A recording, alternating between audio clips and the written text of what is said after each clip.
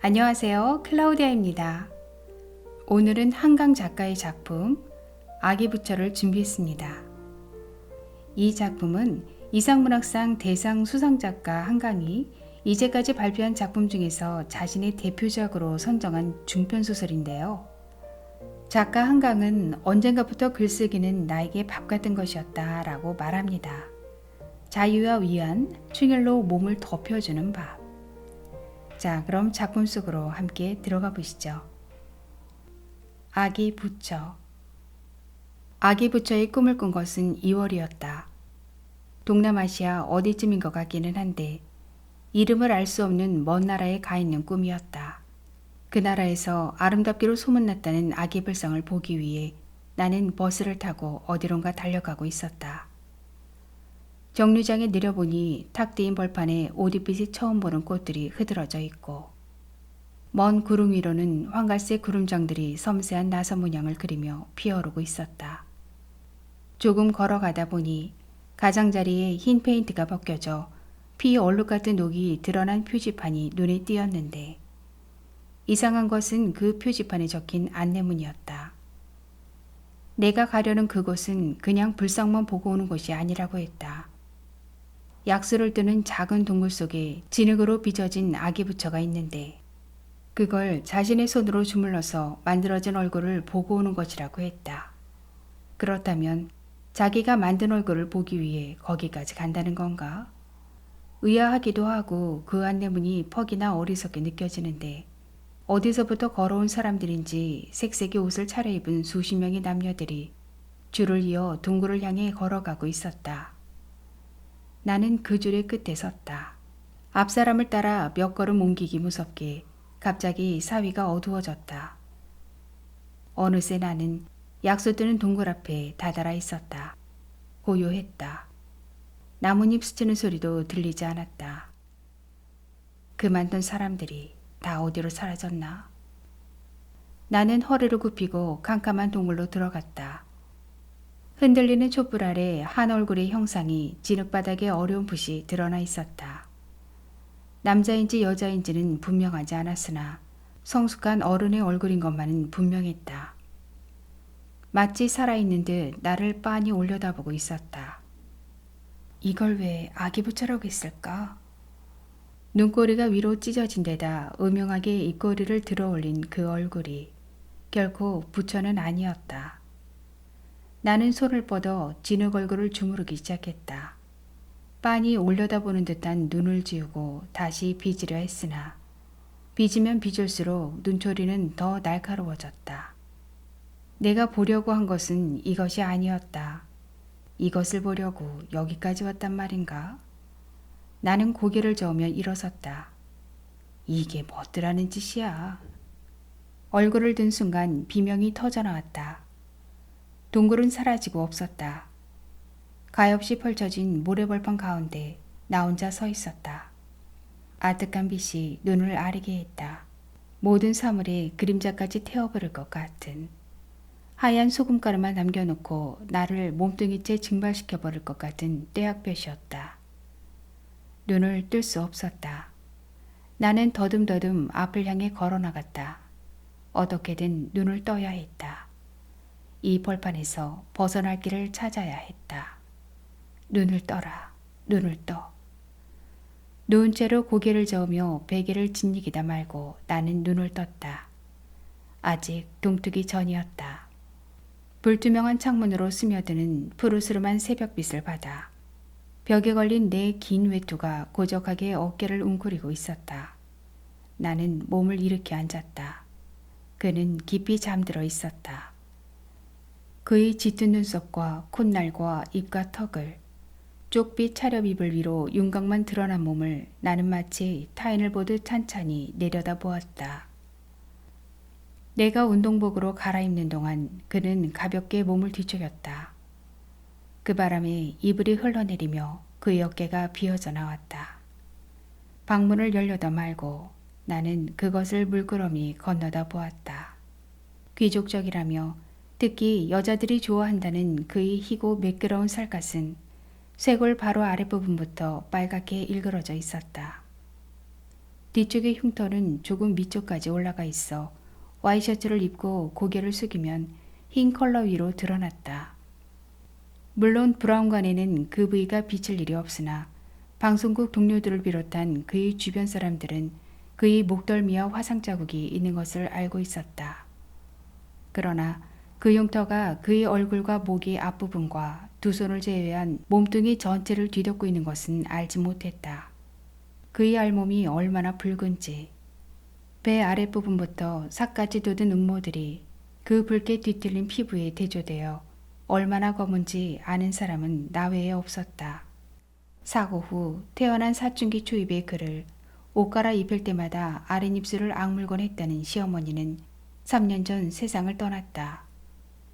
키가 훌쩍 크고 인매가 야무진 그녀의 모습을 나는 사진첩에서만 보았다. 완벽한 분이셨지.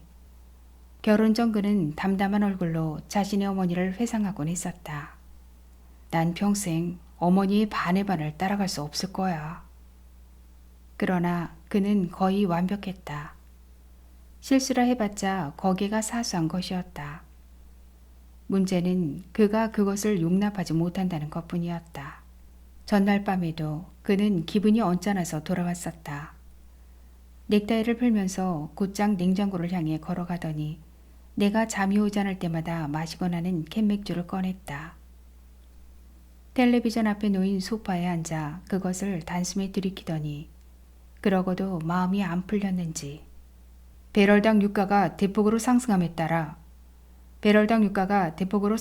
따라 하고 욕실에서 이부자리에 누워서까지 오래된 LP판 튀듯 똑같은 억양으로 되뇌었다. 그 대목은 그날 9시 뉴스에서 그가 말을 씹었던 부분이었다. 그가 말을 더듬는 그 순간에 나는 거실 바닥에 신문지를 깔아놓고 발톱을 자르고 있었다. 기사가 나가는 동안 발톱을 자르고 데스크에 그가 나오면 손을 멈추고 그의 얼굴을 마주보는 일을 번복하고 있었다. 신문지 바깥으로 튀어나간 발톱들을 쓸어담기 위해 내가 상체를 옆으로 기울였을 때 그는 문제의 실수를 했다. 나는 반사적으로 고개를 들었는데 그는 전혀 당황하지 않은 듯 여전히 당당하고 신뢰감 넘치는 얼굴로 말을 이어가고 있었다. 그러나 그의 눈 속에 희미하게 스쳐간 동요를 나는 알아보았다. 그쯤 괜찮아. 나는 브라운관 속의 그를 향해 속삭였다. 마치 그 말에 대답하듯 3년간 이 말을 맞대고 살아온 내가 듣기에도 매력적일 만큼 당당한 어조로 얇고 선이 뚜렷한 입술에 느긋한 미소를 머금은 채 그는 취재기자의 이름을 불렀다. 그러나 그에게 그쯤 괜찮은 것은 존재하지 않는다는 것을 나는 알고 있었다. 그 하찮은 실수를 두고 그가 얼마나 자신을 괴롭힐 것인지도, 그 철저한 성격이 젊은 그를 프라임타임 앵커의 자리까지 끌어올려 주었다는 것도 나는 알고 있었다. 제법 깊어진 기침을 뱉어내며 나는 가스레인지에 물을 올렸다. 유자 재어놓은 유리단지를 냉장고에서 꺼내 머그컵 2잔에 3숟가락씩 덜었다. 감기에 걸리지 않기 위해 그는 1년을 하루같이 유자차를 마셨다. 덕분에 겨울이 다 지나가도록 별탈이 없었는데 정작 매일 유자차를 타주던 내가 목감기에 걸렸다. 어쩌자는 거야? 내가 생방송 중에 기침하면 좋겠어? 당장 병원 가서 주사 맞아. 처음 내가 기침을 시작한 날 밤 그가 뱉은 말이었다. 좀 있어 보면 낫겠지 뭐. 걱정해주는 그가 고마워 웃으면서 입을 맞추려던 나는 흠칫 놀라 물러섰다. 그가 뒤로 얼굴을 빼며 언성을 높였기 때문이었다. 그의 얼굴에는 진정으로 내 행동을 혐오하는 기색이 역력히 드러나 있었다. 미련하게 버티지 말고 병원 가라니까? 그제서야 약간 미안했는지 그는 얼굴을 찡그리는 듯 웃었다. 당신도 좀 조심해줘야지. 보통 여자들같이 그러면 어떻게 해? 그러더니 그는 욕실에 들어가 문을 열어놓은 채 1시간 전에 했던 양치질을 다시 했다. 일단 보통 칫솔로 닦고 나서 부드러운 모의 칫솔에 액상치약을 발라 구석구석 잇몸까지 마사지하고 구강 청정액으로 입과 목젖을 헹군 뒤에야 그의 양치질은 끝나곤 했다. 오한 때문에 팔짱을 단단히 끼고 서서 나는 그날따라 더욱 길고 세밀한 그 공정을 지켜보고 있었다. 욕실을 나오며 그는 재차 다짐했다. 당장 내일 병원에 가. 알았어? 그때 그가 조금만 웃어주었다면, 마치 그 일에 모든 것을 건 사람처럼 진지하지 않았다면, 나 자신이 병원죄를 품은 숙주처럼 느껴지지는 않았을 것이다. 그러나 그랬다면 그답지 않은 일이었으리라. 머그잔을 들고 신 유자향을 맡으며 나는 언제나처럼 망설였다. 나는 유자차를 좋아하지 않았다. 차는 물론 달았고 점여진 유자는 더욱 달았다. 이마를 찌푸리며 꾸역꾸역 한 움큼의 유자 건더기를 씹어 삼킨 뒤 뜨거운 차에 3번에 나누어 들이켰다. 식탁 앞 의자에 걸쳐뒀던 파카를 입고 철제 현관문을 열었다. 4가지 조간신문들이 제각기 현관 앞에 팽개쳐져 있었다. 일면의 큰 글자들만 읽어내린 뒤 모두 현관 안으로 던져놓았다. 덩어리진 잿빛 먼지가 굴러다니는 콘크리트 층계를 밟아 내려갔다. 자그마한 빌라들이 모여있는 주택가 골목에서 3번만 걸어나가면 숲이 나왔다. 사실 내가 부르는 이름이 좋아 숲일 뿐 나무 20여 그루가 심어진 산책로에 불과했다. 산책로 옆 철조망이 허술하게 찢어진 틈으로 들어가 등성이길을 따라 올라가면 북한산 등산로에 이를 수 있지만 나에게는 이 볼품없는 산책로가 오히려 제 모양대로 편안했다. 어두운 하늘에 닿으려고 몸을 길게 뻗어올린 나무들의 뼈대를 올려다보며 나는 천천히 걸었다. 무슨 음악 같은 오랜 침묵이 그들을 에워싸고 있었다. 청량한 공기에는 부식된 겨울 낙엽 냄새가 배어 있었다. 간이 약수터와 목조정자가 있는 곳에 이르러 나는 멈췄다. 일찍부터 물을 기는 노인들의 느릿느릿한 대화를 들어가며 맨손 체조와 제자리 뛰기를 300번 한 뒤 날이 밝을 때까지 정자에 앉아있는 것으로 내 일과는 시작되곤 했다. 그러나 나는 그날 체조도 제자리 뛰기도 하지 않았다. 늦겨울 새벽의 추위에 떨면서 이따금씩 속 깊은 기침을 오랫동안 뱉어내면서 정자에 웅크려 앉아 있었다. 좀 전에 꾸었던 꿈이 무엇인가가 집요하게 내 마음을 언짢게 하고 있었다. 난데없이 아기 부처라니. 저마다 날카로운 잎사귀들이 검질긴 살을 뚫고 파랗게 돋아올라온 소나무들을 나는 쑤어보았다. 바람도 없는 침묵 속에서 그들은 철조망 너머 얼음으로 뒤덮인 계곡을 우두망찰 내려다보고 있었다. 공교롭게도 그날 뜻밖의 전화들을 받았다. 태교책에 사파를 그려 불과 이틀 전에 갖다 줬던 출판사에서 이번에는 아동의 언어장애 치료에 관한 책에 들어갈 사파 44것을 청탁해왔다. 신선했어요. 여태까지 우리 유아신서 사파가 좀 따분한 편이었는데 젊은 감각으로 그려주니까 저자도 좋아하더라고요. 가만히 있으면 새침한 소녀같이 입을 내밀고 있는 것처럼 보이는 단발머리 편집장의 목소리는 유쾌했다. 뒤이어 저녁 무렵에는 재작년 가을에 바람을 맞고 쓰러졌던 어머니가 마침내 지팡이 없이 걸을 수 있게 되었다는 오빠의 전화가 걸려왔다. 이제는 운동장 돌 때 내 손 안 잡아도 된다면서 기뻐하시는구나. 새벽마다 어머니의 손을 붙들고 집 근처 고등학교 운동장을 3바퀴씩 달팽이 걸음으로 돈 뒤 출근하곤 했던 오빠의 목소리는 한음조 높아져 있었다. 그의 뉴스 시간이 가까웠을 때 다시 전화벨이 울렸다. 어머니인가? 어머니의 성격으로 보아 그럴 리 없는데도 어쩐지 기꺼운 마음이 되어 수화기를 들었다. 성우처럼 아름다운 목소리의 여자가 내 이름 석자를 정확히 발음했다. 전데요? 대답하자 여자는 자신의 이름을 밝혔다. 모르는 이름이었다. 여자가 물었다. 그분이 얘기한던가요?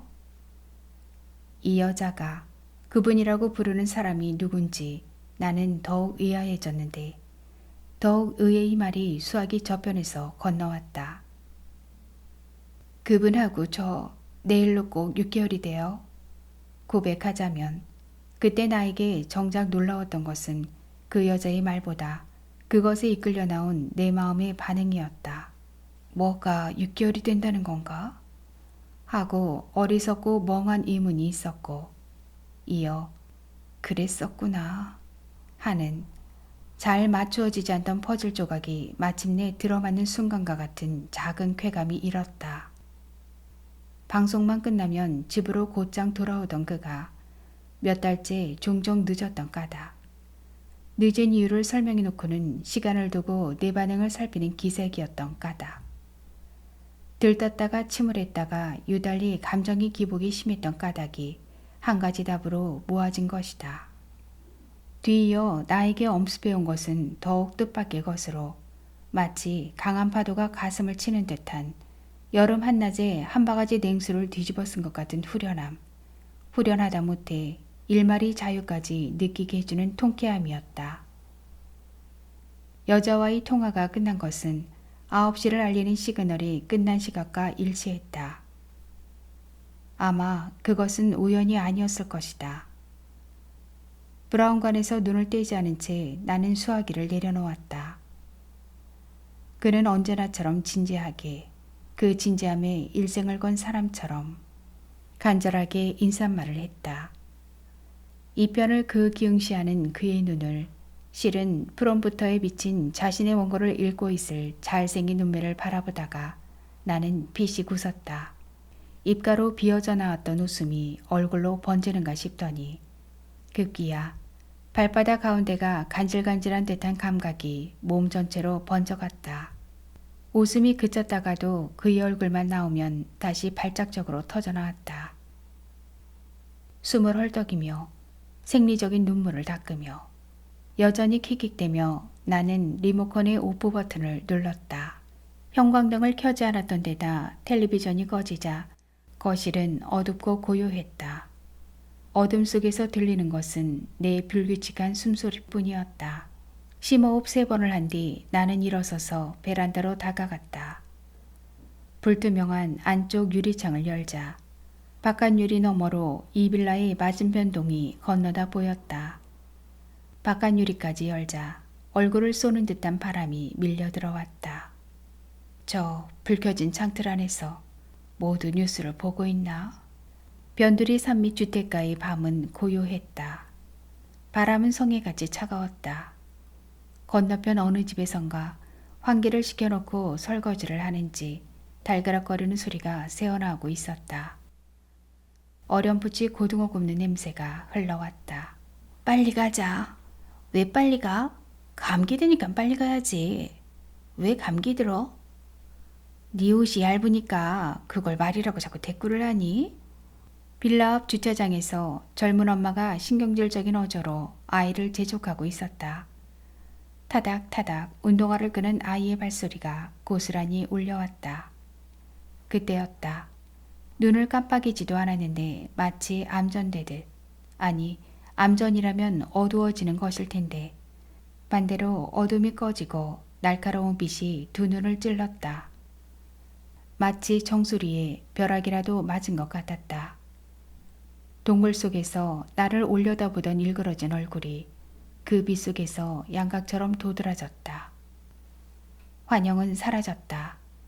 바람은 여전히 선뜩하게 내 얼굴을 훑고 있었다. 왜 그걸 아기 부처라고 했나? 마치 생시에 본 부조리한 것들에 대해 의문을 품듯 나는 눈살을 찌푸렸다. 기침이 개어져 나오기 시작했다. 창문을 닫고 뒤돌아서자 내 검은 그림자가 어두운 거실 바닥을 지나 맞은편 벽까지 길게 구부러져 있었다. 다음 날 그가 점심 약속이 있다며 10시 반쯤 집을 나서는 것을 보고 나도 출판사로 갔다. 그의 출근 시간은 오후 2시지만 9시쯤 늦은 아침을 먹은 뒤 늘 그 시간에 차를 몰고 나가곤 했다. 최선희 씨, 혹시 사파가 들어갈 유아진서 초교지를 받아드는 나에게 단발머리 편집장은 유난히 뜸을 들이며 미소를 흘렸다. 30대 중반의 그녀는 제주도의 우도 태생이라고 했다. 그래서인지 명쾌한 일솜씨나 도전적인 어투에도 불구하고 이따금씩 풋살구 같은 섬소녀의 얼굴이 반짝 튀어나왔다가 사라지는 것처럼 보이곤 했다. 혹시 앵커 이상엽 씨가 남편 되세요? 나는 어정쩡한 미소를 지으며 그렇다고 했다. 그랬었구나. 소문이 맞았구나. 나 이상엽 씨 외신부 기자할 때부터 팬이에요. 설레는 어린아이처럼 편집장의 눈이 빛났다. 내가 어색해하는 것을 마치 눈치채지 못한 듯 그녀는 도대체 어떻게 만나신 거예요? 하고 채근하듯 물었다. 언제나 사람들의 질문 순서는 비슷했다. 어떻게 만났느냐, 누가 프로포즈를 했느냐, 결혼 생활은 어떠냐, 아이는 아직 없느냐, 왜 없느냐, 안 가지는 거냐, 못 가지는 거냐. 그렇게 물을 때 사람들은 내 평범한 얼굴과 키며 몸매를 유심히 살피는 기색이었다. 별 유명세 없는 예술 전문대를 나온 내 이력이나 평범함에도 몸이 치는 집안을 아는 사람들이면 더욱 그랬다. 어쩌다가 그와 어깨를 나란히 하고 거리를 걷다 보면 수군대는 소리가 들려왔다. 실물이 낫다, 그치? 키도 굉장히 크다. 에이, 여자는 그냥 그렇다. 화장도 안 했네. 편집장은 차 한 잔을 권했으나 예의 호기심 어린 질문들을 받고 싶지 않아 나는 사양하고 나왔다. 평일 낮 시간인데도 붐비는 전철역 입구에서 나는 잠시 망설였다. 불광동으로 행선지를 정했다. 이런 날 지팡이 없이 걷는 어머니의 모습을 보고 들어가는 것도 나쁠 것 같지 않았다. 어머니는 눈도 들지 않고 왔냐 했다. 그녀는 볕이 들어오는 거실 한쪽에 신문지를 깔아놓고 먹을 가는 중이었다. 깊은 먹내가 고즈넉히 현관까지 번져 있었다. 나는 손가방을 메고 원고 봉투를 두 팔로 안은 채 어머니를 내려다보았다. 목이 가늘고 허리가 구부정해 두루미 같은 내 체형은 젊은 날의 어머니를 닮았다고들 했다. 이제 노년의 때가 완연하다고는 하지만 마치 나도 그림을 그릴 때 저럴까 싶게 고개를 길게 수그리고 먹을 가는 어머니의 모습이 내 가슴에 옹이처럼 박혔다. 뭐라세요, 어머니? 몰랐어? 불화 시작하신 거 한 달도 더 됐는데? 오빠보다도 3살 많으니 나와는 나이 차이가 제법 나는 새언니는 언제나 나에게 다정하고 솔직한 반말을 했다. 내가 왔다고 특별하게 대접을 하는 법도 없었다. 그걸 욕하는 친척들도 덜어 있다고 들었지만 나는 사실 그 편이 훨씬 좋다고, 오히려 모든 여자들이 그렇게 했으면 좋겠다고 생각하고 있었다. 불화라니요? 우리 현석이 말이야. 3월이면 학교 들어갈 녀석이 좀 주의가 산만해야지. 그래, 정신집중 삼아 같이 그려보자고 신문사 문화센터에서 미나 배운다는 친구한테서 받아왔거든. 그런데 어머님이 더 좋아하시네. 현석이는 어디 갔어요? 그 녀석이 어디 집에 붙어 있는 거 봤어? 점심때 됐으니 배고프면 제 발로 들어오겠지. 마침 우유 수금 온 남자를 새언니가 상대하는 동안 나는 어머니 곁에 책상다리를 하고 앉았다. 내가 갈 때까지도 입을 떼자드려는 듯 무거운 침묵을 지키고 있던 어머니는 새언니가 영수증을 받아들고 총총히 부엌으로 사라진 뒤에야 입을 열었다. 한약을 마신 지 얼마 되지 않았는지 들끔한 감초 냄새가 풍겨왔다. 혼자 초를 그리게 되기까지는 이렇게 삼천장을 그대로 베껴야 된단다. 먹갈기를 멈추고 어머니가 보여주는 흰 팔절지에는 길게 주름져 바닥까지 끌리는 중국식 옷차림의 노인이 검고 가는 선으로 그려져 있었다. 시왕이다. 내가 자세히 보려고 고개를 빼자 어머니는 감색 주름치마 뒤편에 놓아뒀던 몇 장의 그림들을 건네주었다. 첫 번째 그림은 둥근 얼굴형의 두상이었다. 곱슬곱슬한 머리털 주변으로 꽃장식이 화려했고 이마 가운데 조그만 불상이 얹혀 있었다. 이건 보살초다. 그리고 이건 부처님이네요. 낯익은 석가모니 불이 가부좌를 틀고 있었다. 그래, 이건 열애초. 그렇지만 이걸 그리려면 먼저 이 앞에 것들부터 3,000장씩 그려야 된다. 내일 50장 더 그리고 모레 50장 마저 그리면 시황초는 끝나니까 하루에 안 빠지고 그린다 쳐도 2-5달은 더 있어야지. 그것들이 다인 줄 알고 내려놓으려던 나는 마지막 그림을 발견하고 미소를 지었다. 이것부터 그리지 그러세요. 고운데요. 고요한 여인의 얼굴이 비스듬히 발치를 내려다보고 있었다. 봉우리 진 연꽃가지가 그녀의 손에 가볍게 들려 있었다. 그건 관음초다. 맨 나중에 그리는 거다. 나는 어머니께 잠깐 붓을 주워보라고 했다.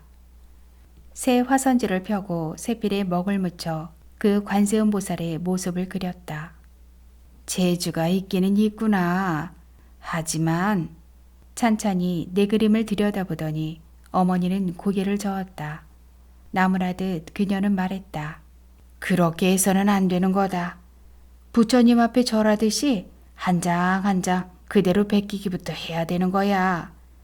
주름 하나 어깨선 하나 다르지 않게 하려면 그렇게 해서는 안 된다. 어머니는 시황초 위에 화선지를 올려놓은 다음 자세를 단정히 했다. 붓에 먹을 묻힌 뒤 직각으로 세워 정확한 자세로 붓질을 시작했다. 곡선에 따라 정성스럽게 옷을 그리고 얼굴을 그리고 마지막으로 눈을 찍은 뒤 한 장을 반드시 옆에 놓았다. 다시 자세를 바로 하고는 새 화선지를 깔고 같은 그림을 처음부터 베끼기 시작했다. 어머니의 얼굴은 잠옷 진지했다. 나는 언제나처럼 조용한 거리감을 느끼며 물러앉아 있었다. 어머니는 늘 그랬다.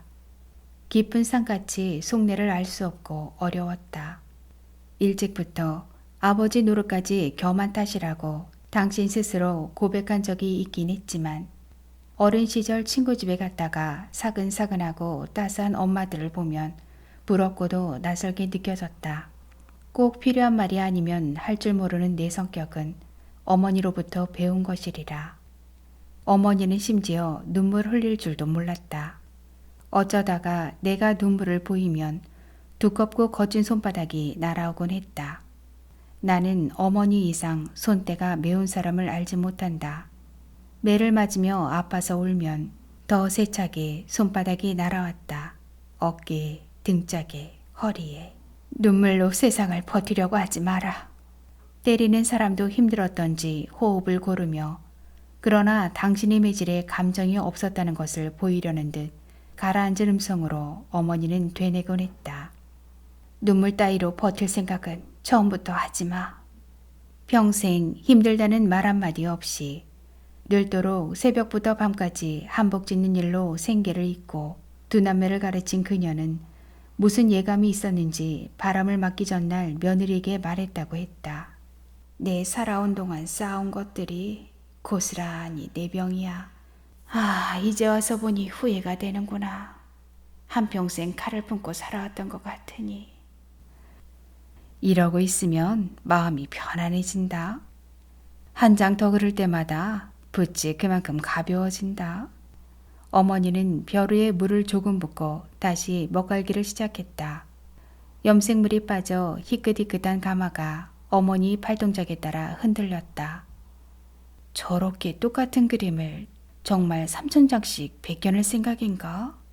이 서방은 어떠냐? 매일 텔레비전으로 문안 인사 받으니 잘 있겠거니 한다만 내 얼굴을 보지 않은 채 어머니는 물었다. 네, 잘 지내요. 어머니도 나도 침묵했다. 붓질을 하는 동안 어머니는 잠시 이 세상을 떠나 있는 것 같았다. 그 그림 속으로 어머니의 말과 생각, 바람 빠진 무 같은 몸뚱어리까지 빨려 들어가 있는 것 같았다.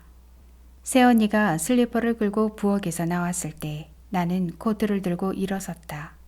왜 이렇게 금세 가? 점심 먹고 가. 금방 현석이도 올 텐데. 가서 일해야 돼요. 아까 들으니까 간혹가다 기침도 하던걸? 내가 콩나물국 끓여줄게.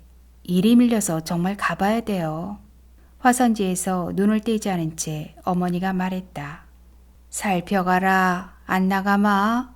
지팡이 없이 걷는 어머니를 보러 갔던 나는 끝내 어머니가 일어서는 모습을 보지 못하고 집으로 돌아왔다. 12시를 조금 넘기고 들어온 그의 얼굴을 나는 언제나처럼 낯선 눈으로 올려다봤다. 그날 밤 뉴스를 보지 않아 더 낯설어 보였는지도 모른다. 파르스름하게 면도한 턱, 감각 있게 맞춰 입은 넥타이와 와이셔츠, 깎은 듯 잘생긴 콧날을 보며 나는 내가 배신감 따위 느끼지 않았다는 것을, 오히려 그가 연애 중이라는 사실을 신선하게 받아들이고 있다는 것을 깨달았다. 다 같이 술 한잔 했어. 그 입에서 엷은 맥주 냄새가 났다. 평소 같으면 전화 한 통쯤 해주지 그랬어 라고 했을 것을 나는 잠자코 있었다. 그는 넥타이를 풀고 셔츠를 벗었다. 붉은 맨팔을 드러낸 채 언제나처럼 욕실문을 열어놓고 긴 양치질을 했다. 그는 4가지 치약을 놓고 썼다. 주겸이 든 한방 치약과 불소가 든 치약과 항균 성분이 강화됐다는 신제품, 그리고 액상 치약이 그것들이었다. 제각기 다른 좋은 성분들이 들어있으므로 돌아가면서 앞이 3가지 치약으로 닦아주는 것이 좋고 액상 치약으로는 치아 사이에 낀 치석까지 제거할 수 있다는 것이 그의 설명이었다. 세면대 거울에 비친 그의 얼굴은 진지하게 양치질에 몰입해 있었다. 나를 보고 있지 않은 그의 눈을 향해 지나가는 말을 하듯 물었다. 그 여자가 알아? 입술 위로 넘친 치약 거품을 물고 거울 속에 그가 나를 보았다. 칫솔질을 멈춘 그의 손등으로 흰 거품이 흘러내렸다. 나는 긴장하고 있었다. 그에게 상처를 줄 것이 분명한 말을 꺼내기 위해 나는 망설였다. 말해야 한다. 나는 다짐했다. 망설이지 말고 지금 물어야 한다. 그는 머금었던 거품을 세면대에 뱉었다. 그게 무슨 말이야? 라고 하는 대신 그는 눈으로 묻고 있었다. 그는 실수하고 싶지 않은 것이다. 내 말을 정확하게 이해할 때까지는 섣불리 대응하고 싶지 않은 것이다. 나는 천천히 마치 아무렇지도 않은 듯, 그러나 온몸의 신경이 빳빳이 긴장하는 것을 느끼며 물었다. 당신 몸, 그 여자가 알아? 그의 눈시울이 미세하게 경련했다. 입술가에 흰 거품을 묻힌 채 타액과 치약이 함께 흘러내리는 칫솔을 거머쥔 채 그는 나를 쏘아보았다. 나는 눈을 피하지 않았다. 그가 먼저 고개를 수그리고 양치컵에 물을 받아 입을 헹구었다. 얼굴을 수건에 닦은 뒤 고무 슬리퍼를 벗고 걸어 나왔다. 빠듯한 간격으로 내 옆을 스쳐 지나갔다. 그의 몸이 스치는 순간 액상 치약이 박하 냄새와 함께 섬뜩한 한기가 끼쳐왔다. 전화하겠다더니 했군. 소파에 앉으려다 말고 그가 중얼거렸다. 내 쪽으로 몸을 돌리더니 덧붙였다. 그앤 당신과 달라. 침착한 얼굴이었지만 마치 오랫동안 억눌러왔던 이야기를 꺼내듯 그의 말끝에는 힘이 들어가 있었다. 그 여자는 그를 그분이라 하고 그는 그 여자를 그 애라고 하는구나. 나이 차이가 그렇게 많은가? 하고 나는 생각했다. 당신같이 이중적이지 않아. 내 모든 걸 다 좋아할 거야. 조금 있다가 나는 다시 물었다. 그럼 아직 몰라? 벼랑간 그의 주먹이 벽을 내리쳤다. 그 소리가 어마어마하게 들린 것은 밤의 정적 때문이었을 것이다. 숨이 찬 사람처럼 그의 어깨가 들먹거렸다. 그는 의식적으로 음성을 낮추고 있었다. 말했잖아. 그 애는 당신 같지 않을 거야. 나 같은 게 어떤 건데? 그가 마침내 고함을 질렀다. 그걸 꼭 내 입으로 말해야겠어? 그의 얄짤한 입술이 경련했다. 단정한 콧구멍이 흥분으로 벌렁거렸다. 이 사람은 화를 낼 때 잎이 왼쪽으로 약간 틀어지지. 그걸 한동안 잊고 있었어. 나는 막연히 그런 생각을 하고 있었다. 난 바라는 게 없어. 그의 흥분이 식기를 기다려 나는 말했다. 그래서 그 사람더러 바라는 대로 하라고 했어. 그는 대답 없이 내 눈을 똑바로 쏘아보았다. 이 순간 그의 눈에서 번쩍이는 것이 무엇일까? 증오일까? 경멸일까? 분노일까? 나는 말없이 그의 얼굴을 올려다보고 있었다. 성우같이 부드럽고 아름다운 목소리로 여자는 나에게 말했다. 두 분 사이에 애정이 없으시다고 들었어요. 같은 이불을 덮고 자긴 하지만 각방을 쓰는 거나 마찬가지라고 하던데요. 그녀는 마치 쪽지라도 적어두었던 것처럼 정확한 논리로 그녀가 전화한 이유를 설명했다. 그분은 자신에게 이런 일이 생긴 것을 괴로워하시는 것 같아요. 아시겠지만 완벽주의자시잖아요. 그래서 얘기를 꺼내는 걸 꺼리시는 것 같아요. 그래서 그분 모르게 제가 전화한 거예요. 그녀는 그를 사랑한다고 했다. 아니, 그녀의 말씨로 미루어 보자면 존경한다는 표현이 더 어울렸을 것이다. 사랑하는 사람들끼리 사는 게 좋지 않느냐고. 만일 내가 그에게 애정이 없다면 더 이상 같이 사는 게 무슨 의미가 있느냐고 그녀는 말했다. 전화로 이런 이야기 하는 거나 듣는 거나 편치 않으니 한번 만나자고도 했다. 만날 필요가 있나요? 라고 나는 말했다. 저는 바라는 게 없어요. 그쪽이 바라는 대로 하세요. 라는 말은 마치 오래 준비해두기라도 한 것처럼 순순히 내 입에서 흘러나왔다. 그녀의 말맞다나 완벽주의자이고 때로 독단적인 그의 성격이 권위적인 것이나 틀에 박힌 것을 싫어하는 내 성격과 잘 들어맞지 않는다는 것을 나는 처음부터 알고 있었다. 그의 지나치게 화려한 직업도 마음에 들지 않았다. 그렇다고 해서 진심으로 그를 사랑한다 헤어져서는 살 수 없을 것 같다는 것도 아니었다.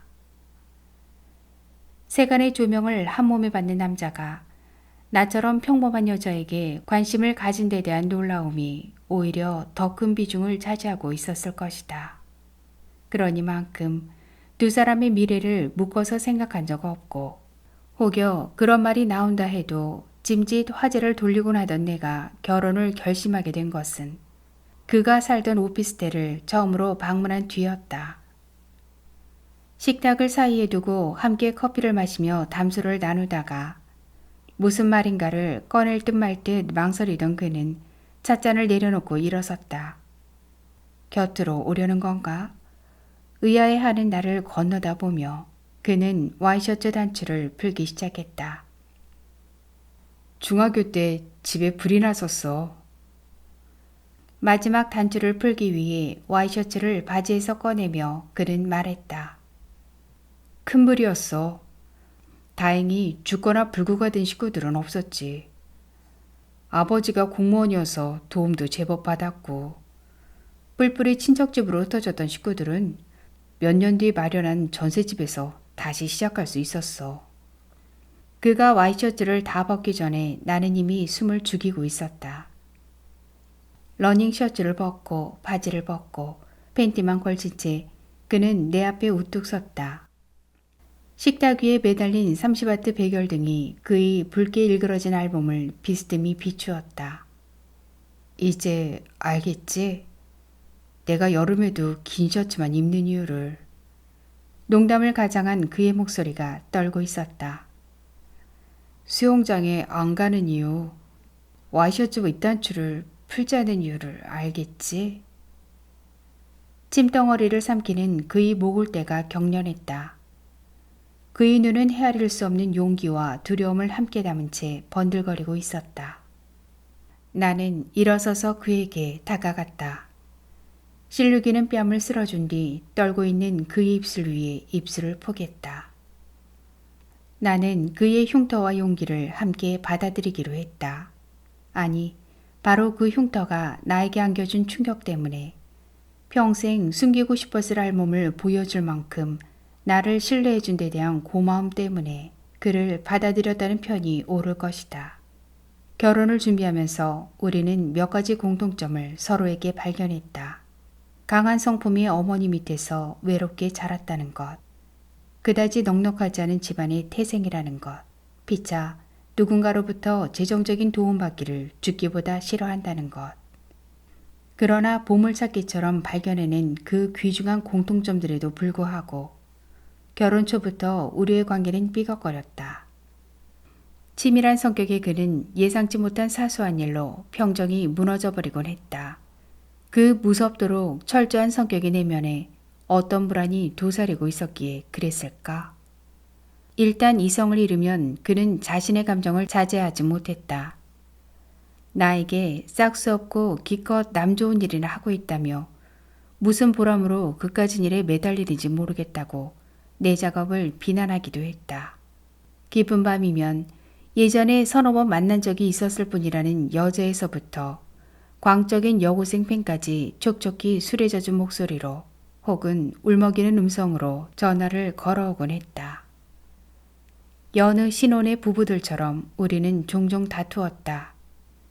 단지 다른 점이 있다면 다투고 난 뒤면 내 마음이 이상스러울 만치 냉정해졌고 사리를 품지 않은 서늘한 마음으로 차라리 그가 죽어버렸으면 하고 바랐다는 것이다. 방송을 끝내고 돌아와야 할 시간이 1시간쯤 지나면 그가 사고라도 당했기를 바라는 자신을 발견하며 놀라곤 했다. 상복을 입은 내 모습을 상상하면 어쩐지 마음이 편해졌다. 언제부턴가, 아니 어쩌면 처음부터 나는 그의 흉터가 몸에 닿는 것이 괴로웠다. 가슴에 닿는 감촉이 싫어 몸을 섞을 때면 상의를 벗지 않으려 했고 그나마 나도 모르게 될 수 있으면 잠자리를 피했다. 그가 안으려 하면 잠에 취한 척하며 돌아 누웠다. 그가 손을 뻗으면 잠결인 척 밀어내버리곤 했다.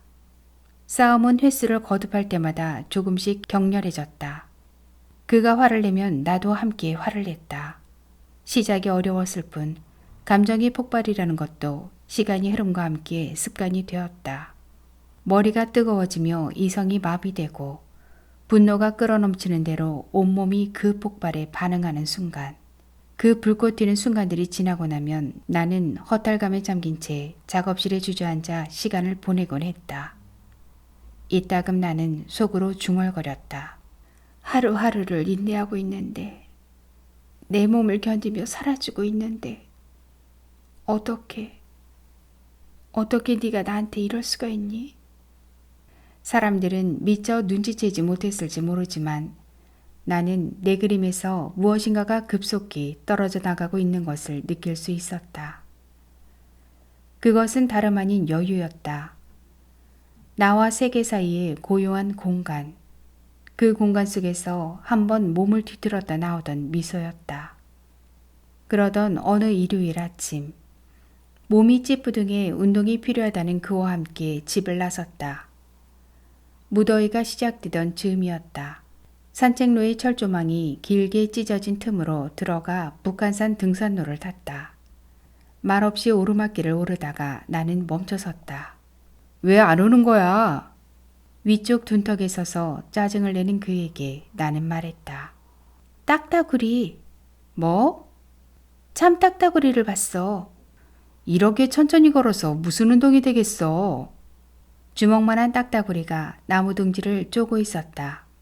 새끼인지 부리가 연하고 작아 바지런히 쪼아대도 나무 껍질은 까딱하지 않는 것처럼 보였다. 그를 따라잡았을 때 그는 여전히 찡그린 얼굴을 하고 있었다. 그를 연화문 발짝 앞세우고 나는 걸었다. 그때 좁다란 등산로 반대편에서 걸어오는 남자를 봤다. 남자라기보다는 남자애라고 불러야 할, 기껏해야 21~22살밖에 되지 않았을 앳된 얼굴이었다. 연하게 물이 빠진 청바지를 입은 그 애는 상체에 아무것도 걸치지 않고 있었다. 눈부시게 흰 몸이었다. 근육이 붙은 것은 아니지만 군살이 없었고 그렇다고 마르지도 않았다. 지극히 평범한 그 반나이 몸에서 나는 눈을 뗄 수 없었다. 온몸의 핏방울들이 머리끝으로 몰려올라와 곤두섰다. 그 남자애의 가슴을 만지고 싶었다. 그 매끄러운 살갗에 젖가슴을 부비고 싶었다. 내 매끄러운 몸이 그의 몸에 스치는 느낌. 부드러운 살길이 찰지게 문질러지는 느낌을 맛보고 싶었다. 길이 좁았으므로 남자의 어깨는 내 어깨를 가볍게 스쳐 지나갔다. 새빨갛게 귓불을 물들인 채 나는 눈을 내리깔고 숨을 몰아쉬고 있었다. 오르막길이 끝났다. 전망이 트인 벼랑에 다다르자 67명의 등산객들이 옹기종기 앉아 오이를 깎아 먹거나 수통의 물을 마시고 있었다. 그의 옆모습도 보였다. 그는 여전히 찡그린 얼굴로 벼랑 저편의 바위산을 건너다보고 있었다. 나는 그에게 다가가 곁에 섰다. 그는 소매가 손목까지 내려오는 흰 폴로 셔츠에 베이지색 면바지를 입고 있었다. 유난히 땀이 많은 체질이지만 그는 라운드티를 입지 못했다. 폴로 셔츠에 붙은 컬러는 와이셔츠보다 낮아 목덜미 흉터가 더 넓게 드러났다. 바위 위에 걸터앉은 중년 남자들이 그것을 내려다보며 무엇인가를 수군대고 있었다. 그들은 진작 그의 얼굴을 알아봤고 그 흉터에 대해 이야기하고 있는 것이었다. 벼랑 밑으로 빽빽히 우거진 나무들을 나는 굽어보았다. 무섭도록 둔탁한 초록색이었다.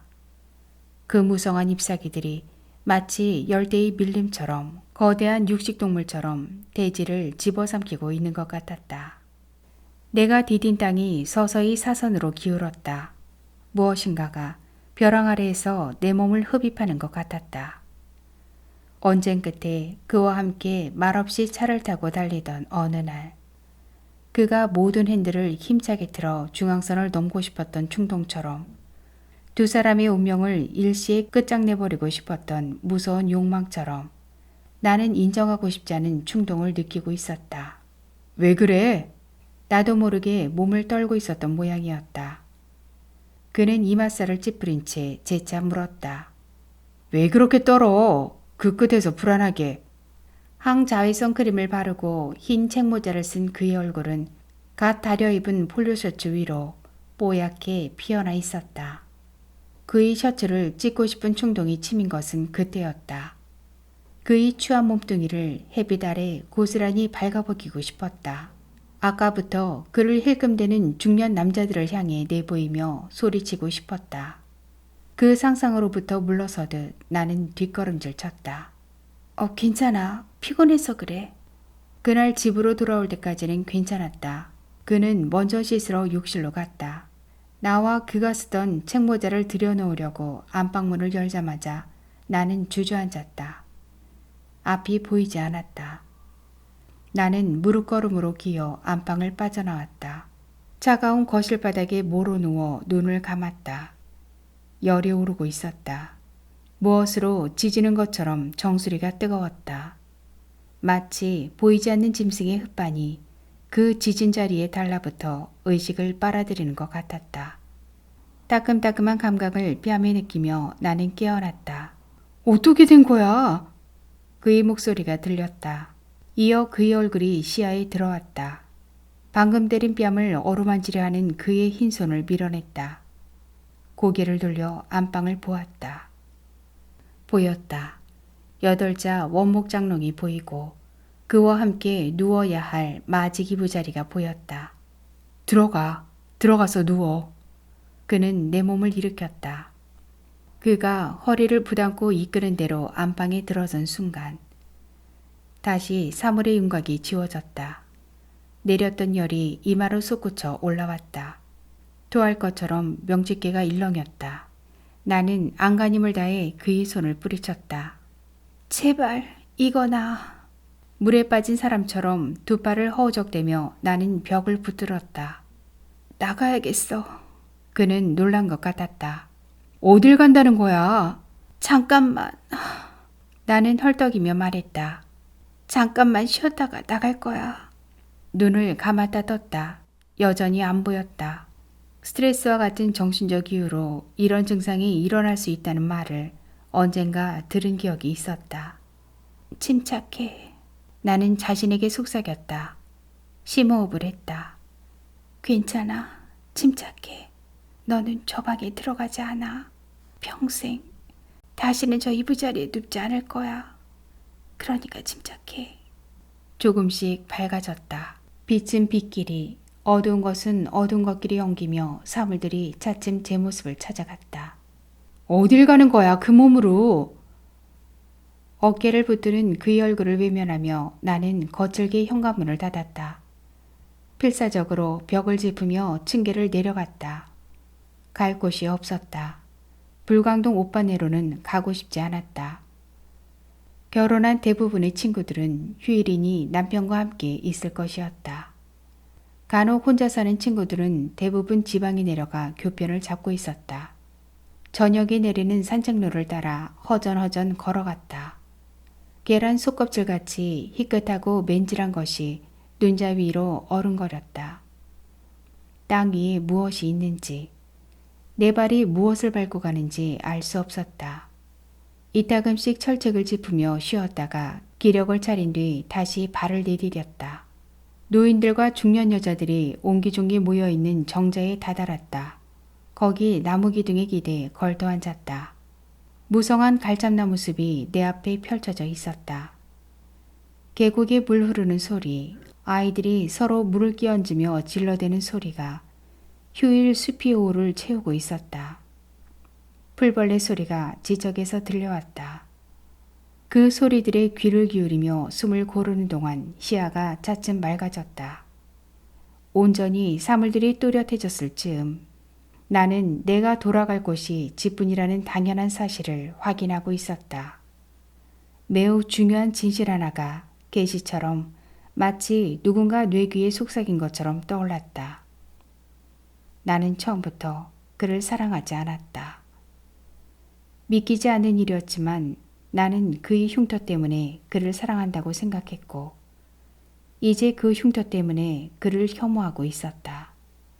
그의 흉터가 다만 한 겹 얇은 살갗일 뿐이라는 것을 나는 분명하게 알고 있었다. 그러나 그 안다는 것이 내 마음의 얇은 한 겹까지 벗겨내주지는 못했다. 그것은 그의 잘못이 아니었다. 죄가 있다면 모두 나의 것이었다.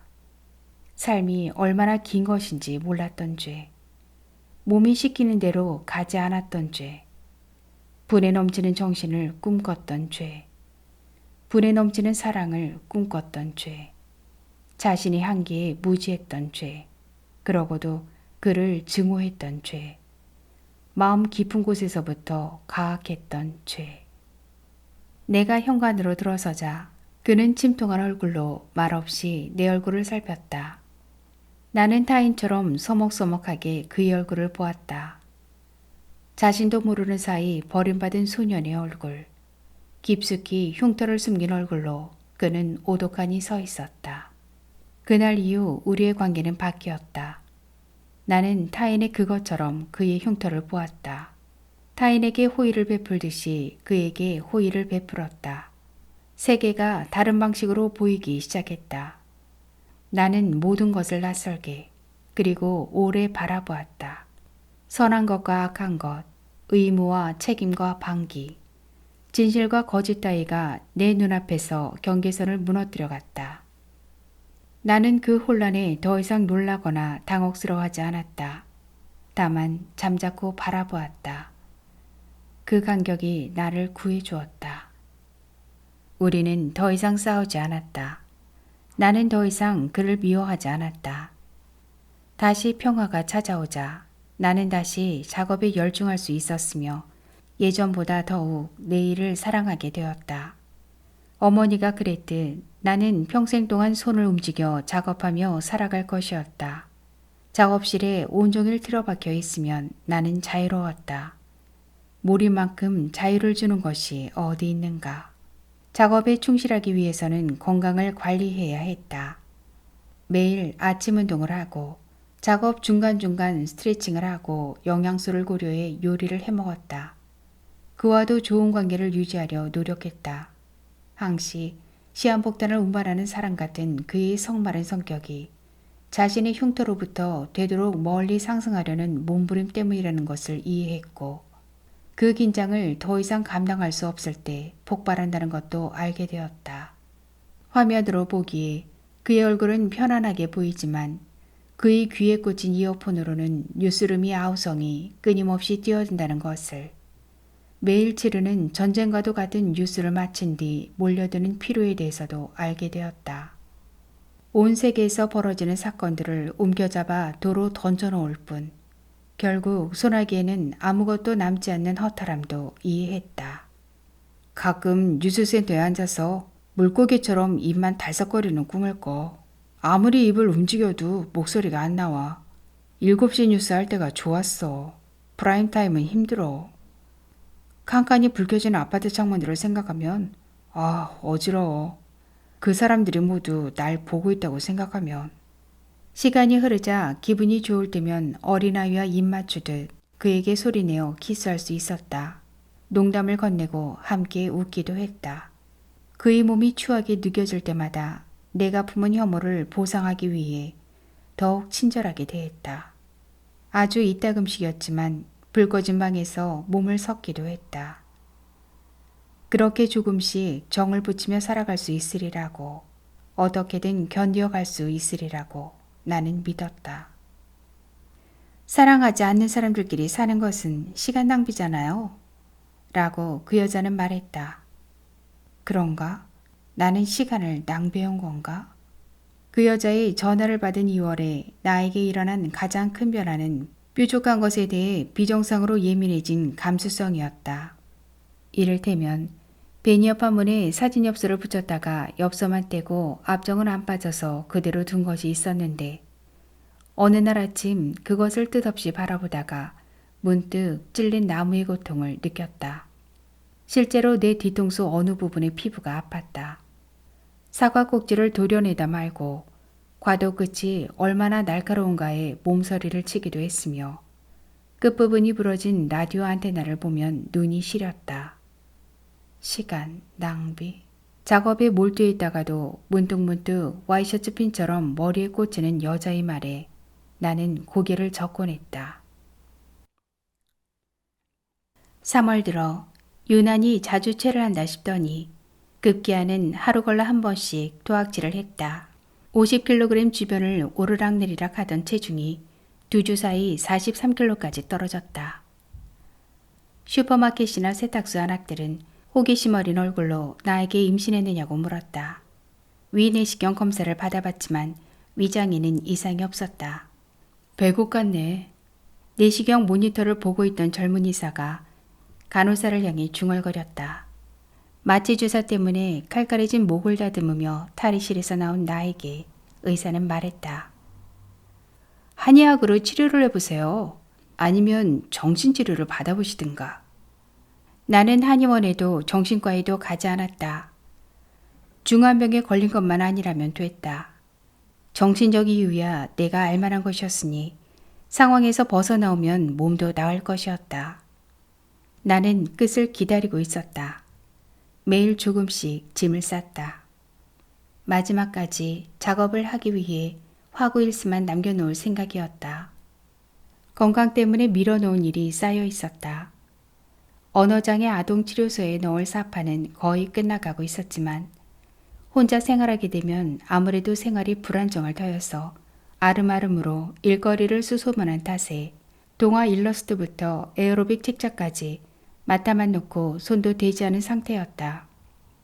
그동안의 저축으로 작은 원룸 아파트를 얻을 비용은 되었지만 내일의 안정성이 없는 만큼 여유 자금이 있는 것이 좋을 듯해 단독주택 2층에 방 한 칸을 계약했다. 이삿날은 4월의 둘째 일요일이었다. 그는 거의 매일 밤 자정 너머까지 들어오지 않았다. 한데 오히려 피로를 덜 타는 것 같았다. 아침이면 예전보다 일찍 일어났고 얼굴에는 생기가 반짝였다. 여자는 그가 일하는 방송국 교향악단의 바이올리니스트라고 했다. 음대 대학원을 갓 졸업해 지난해 입단했으니 나이는 어리지만 맏딸이라 성숙한 성격이라고 했다. 아버지가 명문대학의 경제학 교수에 어머니는 정신과 의사, 남동생은 의대생이라고 했다. 그에게 어울리는 사람을 이제야 찾은 것임을 나는 알았다. 그는 초라한 것을 싫어했다. 머뭇거리는 태도를 싫어했고 가난한 동네를 싫어했다. 그는 화려한 것, 아름다운 것, 깨끗하고 쾌적한 것들을 향해 나아가고 있었다. 그는 뒤돌아보는 것을 싫어했다. 그를 후진시킬 수 있는 어떤 실수도 용납하지 않았다. 그의 내면에는 불이 있었다. 모순되는 말 같지만 바로 그 불 때문에 그는 냉정할 수 있었다.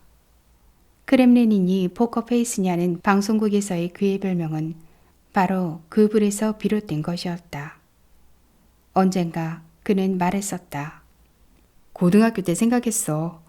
대학 입시에 성공하면 내 모든 것이 보상되는 거라고. 대학 졸업할 때는 방송국에 입사하면 모든 것이 보상된다고 생각했지. 실없어 보이는 친구들과는 어울리지도 않았어. 시시한 연애도 하지 않았어. 나는 더 높이 올라갈 생각이었으니까. 아주 높이 올라간 상태에서 뒤돌아봤을 때 후회될 만한 짓들은 하고 싶지 않았어. 불과 냉정함이 함께 있듯 그에게는 또한 제스처와 진실이 함께 있었다. 때로 그의 진지한 표정을 불안관에서 보며 나는 그가 정말 자신이 하는 말에 저토록 모든 것을 걸고 있을지 의심하곤 했다. 그는 지나칠 만큼 단순하게 상승을 욕망했으며 동시에 지나치게 복잡하게 계산하고 의심하고 이미지를 관리했다. 그 일견 모순되어 보이는 면들이 그의 안에서 자연스럽게 용해돼 있었다. 그는 가을 학기부터 모교의 대학원에서 신문방송학을 공부할 계획이었고 학기가 시작되기 전까지 방송과 이야기를 써서 넘기기로 출판사와 계약을 맺은 상태였다. 일단 목표가 생기면 그는 최선을 다했다.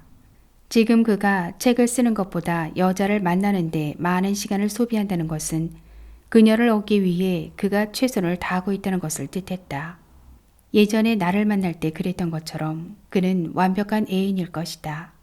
그녀를 얻고 나면 다시 자신의 계획에 철저히 충실할 것이다. 그분을 사랑해요. 라고 그 여자가 말했을 때 나는 그녀를 반쯤만 이해했다. 방금 카탈로그에서 빠져나온 것처럼 훤칠한 키에 협찬으로 옷을 빌려 입을 필요가 없을 만큼 자신이 직접 고르고 사는 일을 즐기는 세련된 차림은 눈에 띄게 매력적이었을 것이다. 내가 매혹되던 것처럼 그녀도 매혹되었을 것이다. 진실한 눈길에 끌리고 정확한 말법에 은은히 스며나오는 사양에 끌렸을 것이다. 그러나 매혹에서 사랑까지의 거리는 얼마만큼일까? 왜 나는 그분을 사랑해요라고 아무에게도 말한 적이 없었고 그녀는 그토록 쉽게 그 말을 몸 밖으로 내보낼 수 있었을까? 나는 그가 잠들 때까지 작업실에 틀어박혀 있다가 2시쯤 거실 소파에 누워 담요를 덮었다. 그것이 오히려 편안해 한 번도 깨지 않고 아침까지 꿈없이 잤다. 그런데 왜 자꾸만 위장이 탈을 일으키는 것인지 그것만이 알 수 없는 일이었다. 3월 중순의 밤에 나는 그 여자의 얼굴을 보았다. 위장이 조금씩 달래지고 다시 작업에 몰입하기 시작하던 즈음이었다. 그는 방송을 끝내고 바로 들어왔는데 그간 집에서 입을 여는 일이 없었던 그는 그날에야 내 얼굴을 자세히 살핀 모양이었다. 얼굴이 왜 그렇지? 내 얼굴? 백지장 같은데 어디 이상이 있는 거야? 위내시경을 찍어봤어. 뭐래? 백억 같대. 아무 이상 없대. 다행이군. 고개를 끄덕이면서도 그는 당혹스러운 얼굴을 했다. 그럼 어디가 이상이라는 거야? 이상 없대. 마음의 병이래. 그는 멍한 눈으로 물었다. 마음이 괴로워? 마치 나에게 마음이라는 것이 있다는 것을 처음 알았다는 듯 그의 어조는 강한 의심을 드러내고 있었다. 그의 휴대전화가 울렸다. 그는 더욱 당혹스러운 얼굴로 나에게 등을 보이며 안방으로 들어갔다. 응? 바로 나갈게. 하는 소리가 문 안쪽에서 들리더니 그는 트렌치코트를 도로 걸치고 나왔다. 잠깐 나갔다 올게. 나는 현관문을 잠갔다. 까닭없이 마음이 안정되지 않아 거실을 서성거리다가 나는 거울 앞에 멈췄다. 나에게 무심한 그가 발견했을 만큼 축난 얼굴을 들여다봤다. 사람의 얼굴이 짧은 기간에 얼마나 달라질 수 있는 것인지.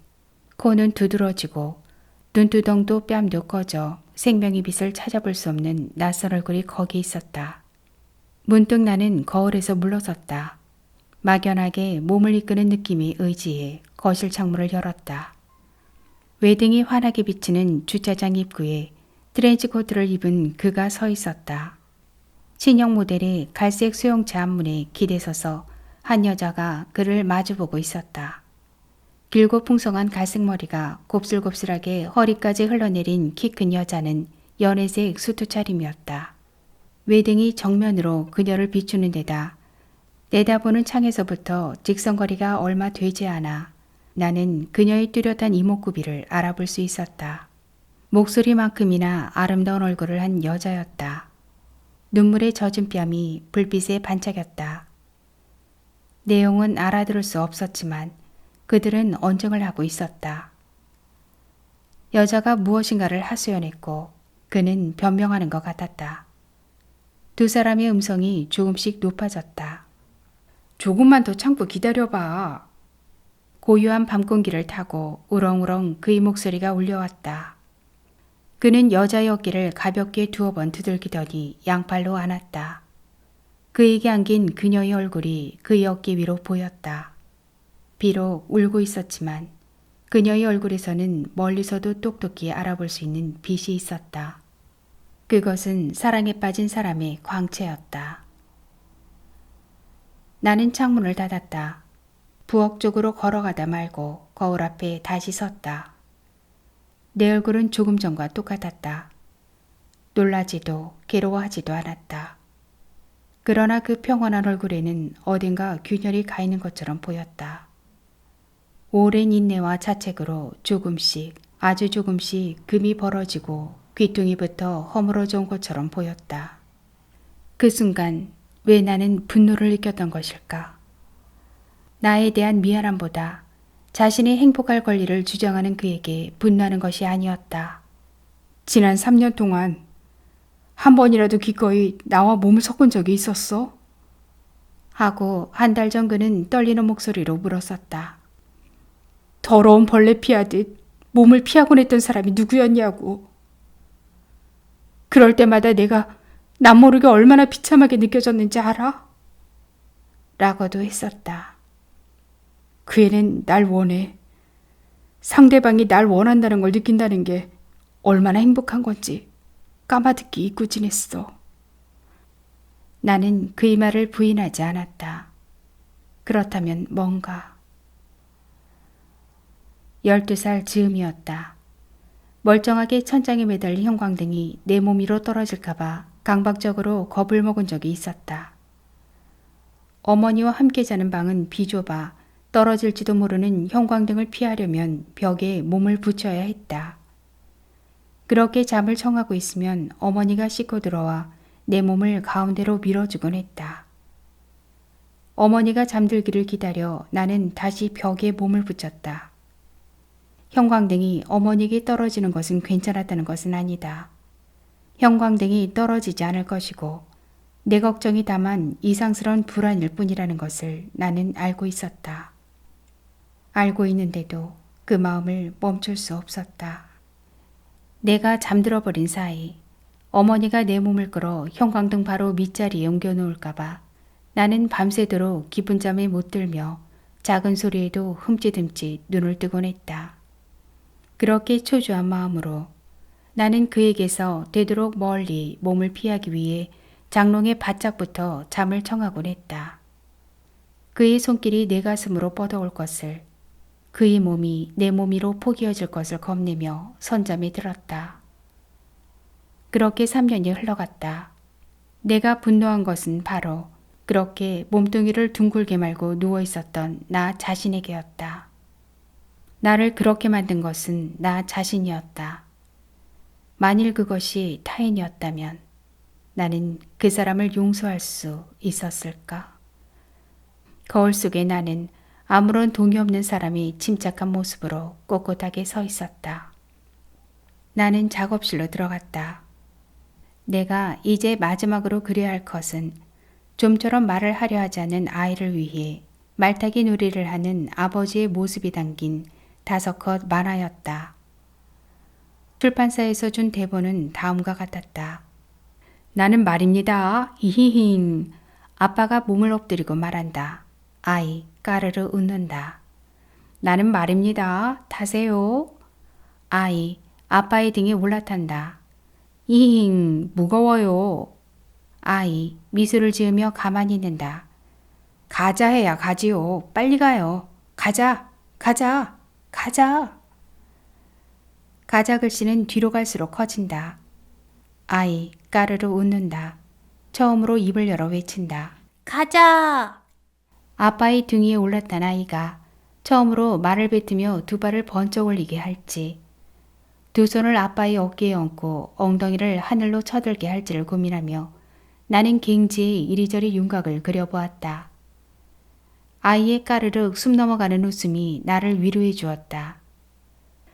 첫 사파에서부터 줄곧 아이를 위해 눈물겹게 노력해왔던 젊은 아버지의 기쁨이 나를 위로해 주었다. 아이의 손을 번쩍 들게 하고 엉덩이도 약간 띄어서 아이가 펄쩍 날아오르는 것처럼 해야겠다.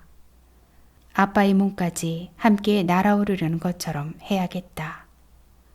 선을 그려가는 동안 그가 열쇠로 현관문을 따고 들어오는 소리를 들었다. 오랫동안 욕실을 쓴 그가 안방으로 들어가는 소리에 귀를 기울이며 나는 검지끝이 얼얼해질 때까지 펜을 거머쥔 채 기다리고 있었다. 고요해진 뒤 나는 거실로 나왔다. 불을 끄자 희고 서늘한 빛이 소파 위로 어렸다. 커튼을 치기 전에 창밖을 내다보자 열 하루쯤 되었을 딸이 거대한 은색 거미줄 같은 빛으로 뒷숲을 에워감고 있었다. 나는 겉옷을 입은 채 소파 위에 몸을 누이고 담요를 목까지 끌어올렸다. 벽시계의 초침소리가 누군가의 발소리처럼 머리 위에서 저벅거렸다. 피로가 밀려오는데도 잠이 오지 않아 시간 반 가까이 뒤척인 뒤에야 눈을 붙일 수 있었다. 그날 밤 다시 아기 부처의 꿈을 꾸었다.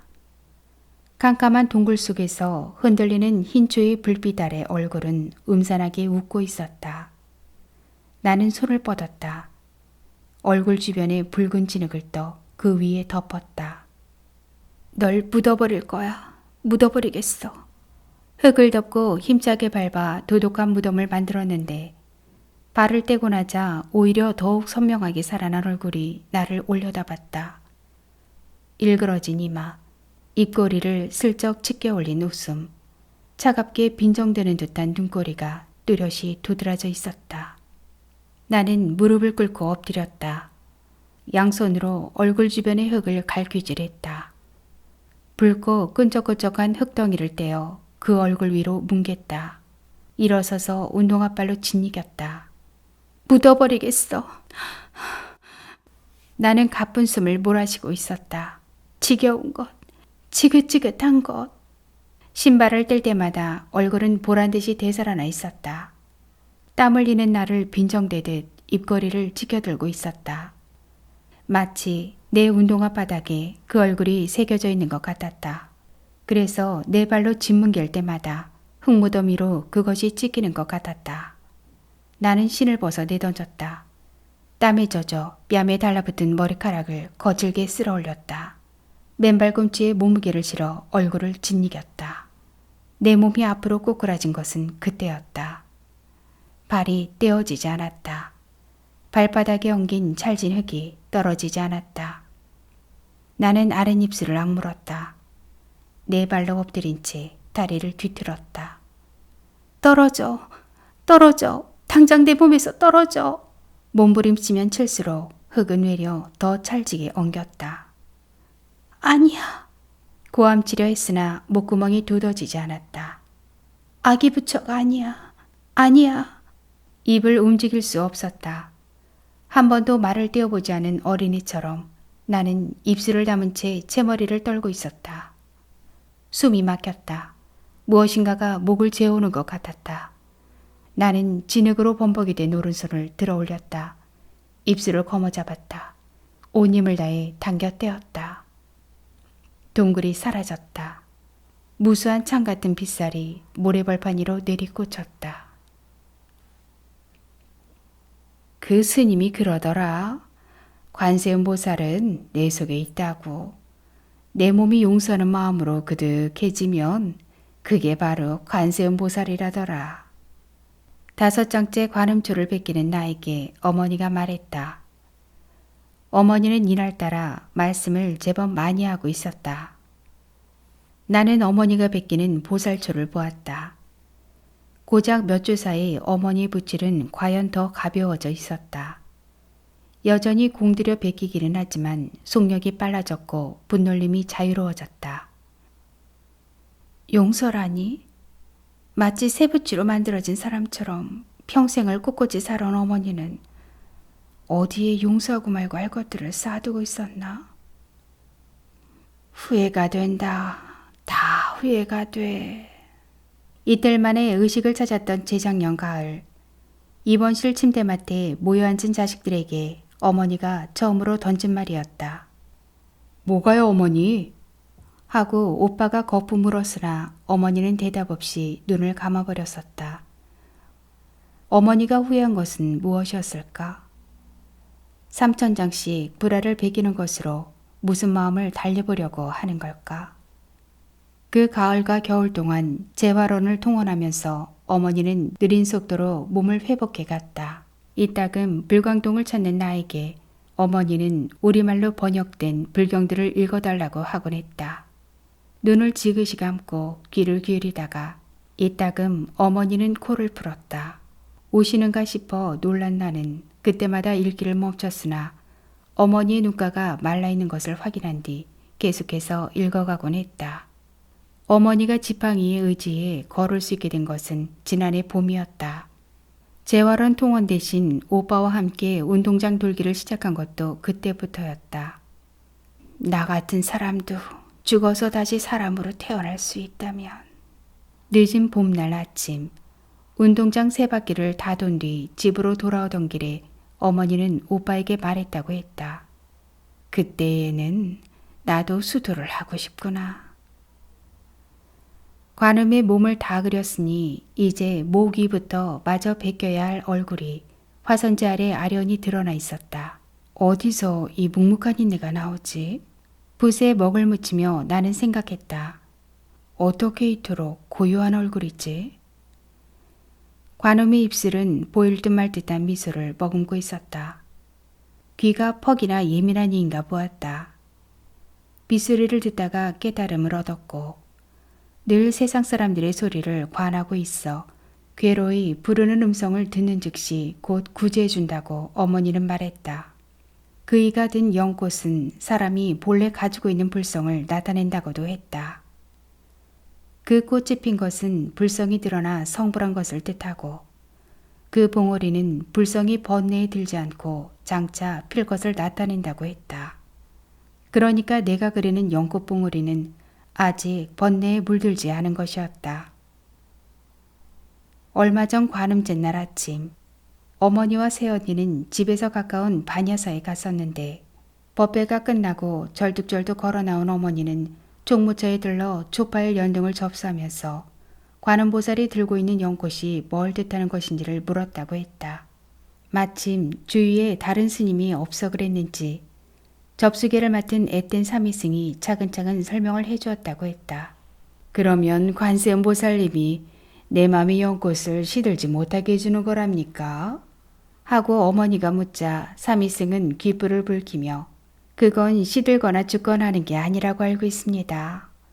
하고 대답했다고 했다. 그 스님, 너보다는 4-5살쯤 어려 보이더라마는. 말이 길어져 숨이 찬지 어머니는 탁하니 감초 냄새 섞인 한숨을 뱉었다.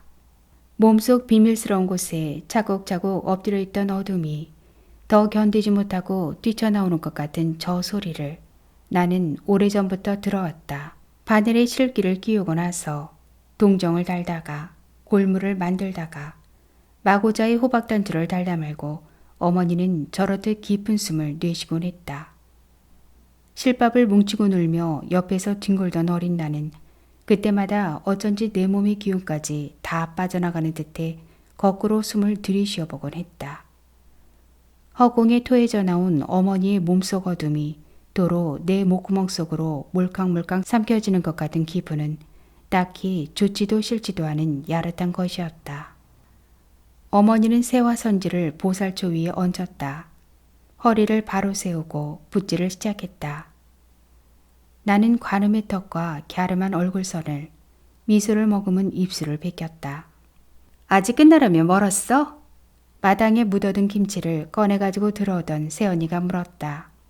나는 붓질을 멈췄다. 김치 좀 가져갈래? 아니요. 몇 포기만 가져가. 더 씌어지기 전에 냉장고에 넣어놓고 먹어. 새언니의 주황색 고무장갑에 묻은 빨간 김치물이 금방이라도 거실 바닥에 떨어질 듯 했다. 정말 괜찮다니까요. 뭘 준다고 하면 그럼 그럴까 하고 좀 봐도 원 주는 사람 성의도 생각해야지. 그녀의 얼굴은 진심으로 서운한 기색을 드러내고 있었다. 이날 오전 마감 기간에 겨우 맞춰 출판사에 도착한 나는 원고만 건네주고 바로 거리로 나왔었다. 앓기 시작한 뒤 시내에 나온 것은 처음이었다. 길고 스산했던 겨울이 어느 사이 끝나가고 있었다. 여자들의 옷은 얇아져 있었고 대기에는 은밀한 기쁨의 기운이 번져 있었다. 아직 나무들은 앙상하게 말라붙어 있었고 푸른 것들은 어디에도 없었지만 무엇인가가 달라진 것만은 분명했다. 철진한 겨울코트 주머니에 두 주먹을 찔러 넣은 채 나는 부신 듯 눈살을 찌푸리며 인도 가운데 서 있었다. 내가 연락도 없이 불광동 대문 앞에 다다랐을 때 마침 쓰레기를 내놓으러 나왔던 새언니는 내 얼굴을 보고 뭐야! 하고 흡사 비명 같은 소리를 질렀다. 그리고는 혹시 임신한 게 아니냐며 가게 안악들과 똑같은 질문을 했고 그 안악들과 똑같이 실망했다. 큰 병원에 가서 제대로 종합검진을 받아보든지 하지. 이게 무슨 일이야? 함께 현관에 들어서며 그녀는 언성을 높였다. 의료보험료는 괜히 내. 이럴 때 쓰려고 내는 거 아니야. 나는 웃었다. 다 나온 거라니까요. 아무렇지도 않은데 병원에 가서 뭐 하게요. 표정이 잘 드러나지 않는 어머니는 수초간 내 얼굴을 물끄러미 바라보았을 뿐 눈을 내리깔고 불화그리기를 계속했다. 내가 어머니 옆에 나란히 신문지를 깔고 먹을 갈기 시작하자 새언니는 근심스러운 얼굴로 뒷짐을 지고 서서 나를 내려다봤다. 한참 있다가 그녀는 누그러진 어조로 말했다. 진달래 꽃눈 나왔던데 그림 다 그리면 바람 쓸 겸 어머니 모시고 능선 따라 천천히 가봐. 어머니 요새는 산길도 잘 다니셔. 산길은 외지고 질척질척했다. 어머니의 희끗희끗 센 머리털을 보며 나는 따라 걸었다. 18개월 전 바람을 맞아 쩔뚝거리는 어머니도 체중이 한꺼번에 빠진 나도 느리기는 마찬가지여서 팍팍한 걸음으로 한 발 한 발을 힘겹게 내딛고 있었다. 이 길을 따라서 계속 가면 너 사는 동네가 나온다더라만 이렇게 걸어서는 닷새가 걸릴지 엿새가 걸릴지 모르겠구나. 되돌아가려고 하면 꼭 산 저쪽에 너를 남겨두고 가는 것 같아서 마음이 짠할 때도 있었다. 나무 등걸을 잡고 쉬는 나를 돌아보며 어머니는 뜻밖의 말을 했다.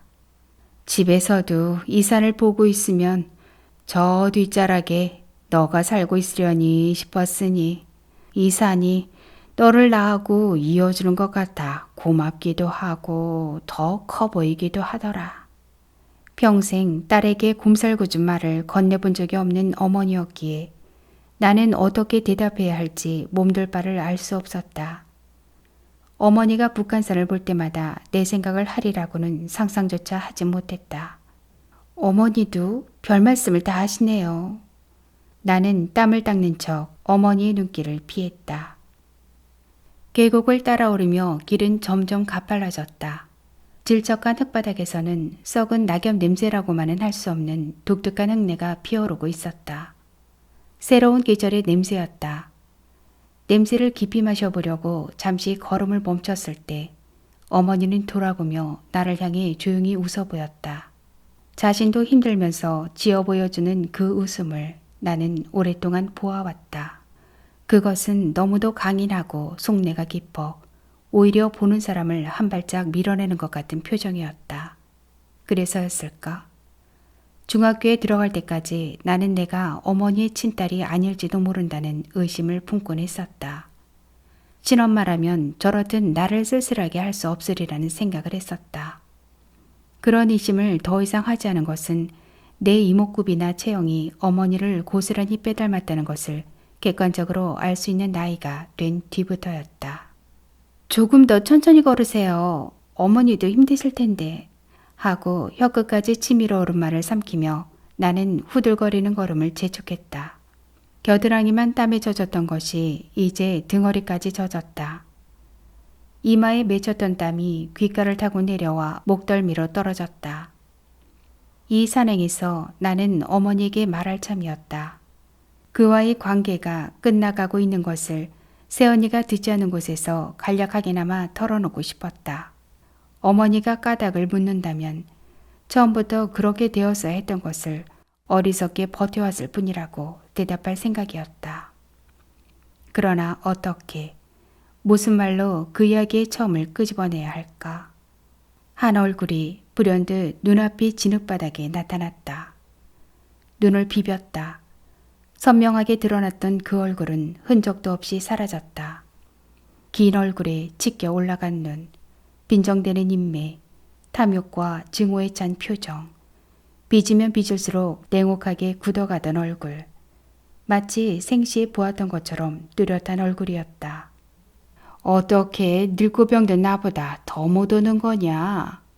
열대 발작점 위에서 돌아보고 있는 어머니의 구부정한 몸을 올려다봤다.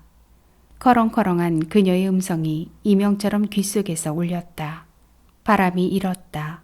마른 오리나무 가지들이 흔들렸다. 어디선가 솔향이 날아왔다. 서늘하게 흔들리는 나목들의 뼈대를 나는 봤다. 먼저 가세요, 어머니. 조금만 더 가면 약수터가 나온다. 거기서 물만 떠먹고 내려가면 된다. 금방 따라갈게요. 어머니의 모습이 시야에서 사라지는 것을 올려다보며 나는 서 있었다. 어머니는 냉정한 사람이었다. 누군가가 고통을 호소하는 것을 용납하지 않았다. 어린 내가 덥거나 춥다고 칭얼댈 것 같으면 너는 참을성이라고는 없구나 하고 정색으로 나무랐다. 그녀는 내 어리광을 받아준 적이 없었다. 아이가 한 잘못이라고 해서 특별히 용서해 주지도 않았다. 혀를 쏙 빼거나 손톱을 질겅질겅 씹는 것으로는 아무것도 해결되지 않았다. 9살쯤이었나? 열이 끓어 어머니와 함께 수학과에 갔을 때 주사를 맞기 싫어 내가 뒷걸음질을 치자 어머니는 겁내지 마라 하고 무뚝뚝하게 타일렀다.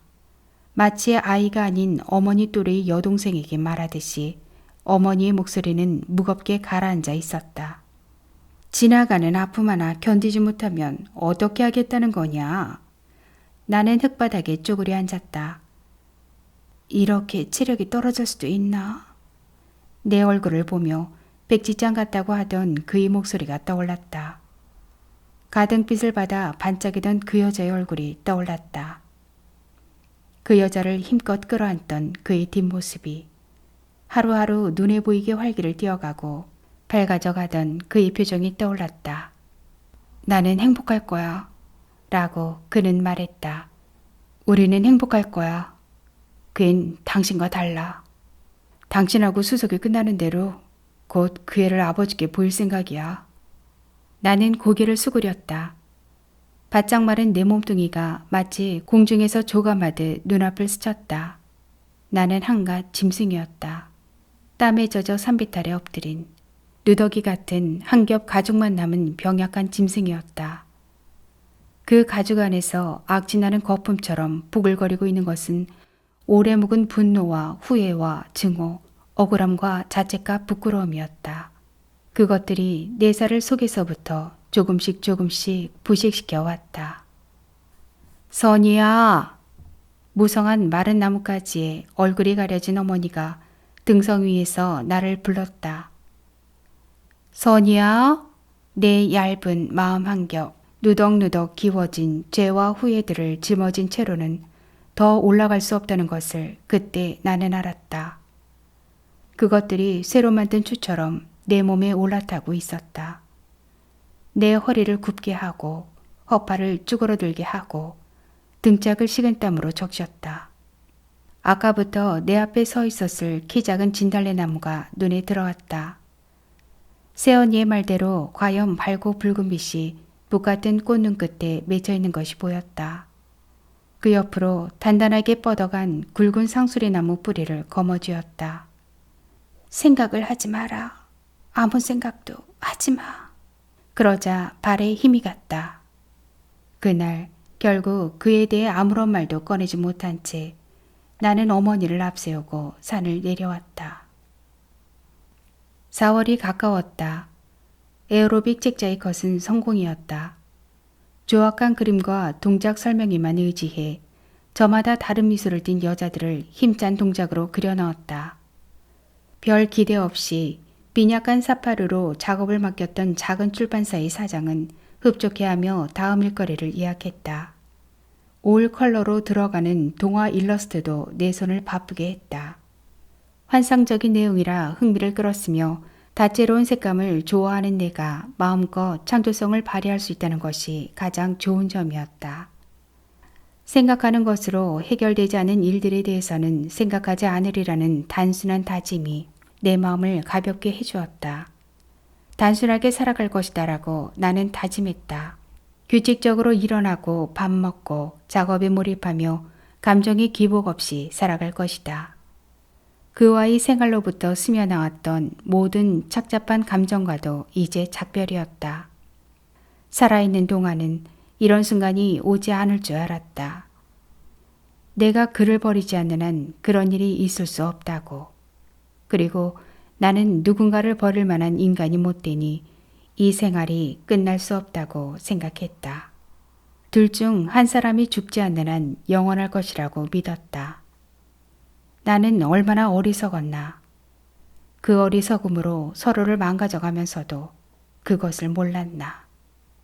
그것을 인내라고 혹은 연민이라고 부르며 믿었으나 과연 누구를 위한 인내였나. 그와 나는 이미 법률적으로 타인이었다. 당장 다음 날에라도 떠날 수 있도록 화구일습과 옷 몇 벌만 남겨두고 짐을 모두 끓인 채 이삿날을 기다렸다. 막상 떠나려고 하니 이 동네에 꽤 정이 들어 있었던 것을 나는 깨달을 수 있었다. 저축이 불어가면서 그는 신도시의 아파트로 들어가고 싶어 했었다. 바쁘게 살아가는 그에게 이 동네는 갑갑하고 불편한 곳이었다.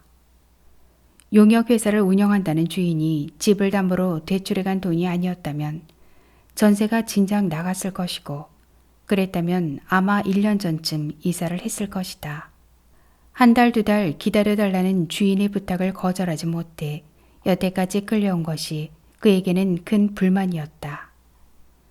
그러나 마을버스 한 대가 지하철역으로 연결될 뿐인 마치 지방의 소읍처럼 고요한 이 변두리 동네는 나에게 편안한 공간이었다. 여름날 오후 비포장도로의 모래먼지 속에서 털털거리며 내려오는 마을버스를 기다리고 있자면 더욱 그랬다. 시내로 외출하면 마치 시골 사람이 오랜만에 대처에 나간 것처럼 필요했다. 탁한 공기며 질주하듯 바삐 걸어가는 사람들이며 도로마다 빼곡히 들어찬 자동차의 소음이 내 얼을 빼놓았다. 그때마다 나는 이 동네의 저교한 저녁을 생각하곤 했다. 어서 내 방으로 돌아가고 싶다. 그 방에서 하다 나온 작업을 계속하고 싶다는 생각으로 바쁜 사람들이 대열에 합류해 쫓기듯 중종걸음을 치곤 했다. 동네가 조용한 만큼 이곳에 사는 사람들의 성격도 태평스러운 편이었다. 들락거리는 아이들의 이름을 모두 외고 있다는 것이 자랑거리인 슈퍼마켓 주인 여자. 웃을 때 고춧가루 낀 앞니가 드러나는 세탁소 남자. 늘 빨갛게 튄 뺨을 하고 40의 나이에도 소녀처럼 말거리를 흐리는 채소가게 여자. 손두부와 비즈를 만들어 파는 욕쟁이 오빠. 비디오 대여점이 화장기 없는 젊은 여자까지. 지난 3년 동안 특별히 정을 들이려 애쓴 바도 없었던 그들이었으나 다시 볼 수 없을 것이라고 생각하면 혀끝이 씁쓸했다. 나에게는 그렇게 어리석고 약한 면이 있었다. 끝내는 일에 대체로 미숙했다. 친구를 만나면 먼저 일어나자는 말을 못했고 피치 못할 사정이 있는 경우에는 드러내지는 않으나 필요 이상 미안한 마음을 가졌다. 쓰지 못하는 물건들을 과감히 버리지 않아 집안은 어딘가 무질서했고 옷이나 신을 사면 모양이 변할 때까지 입고 있었다.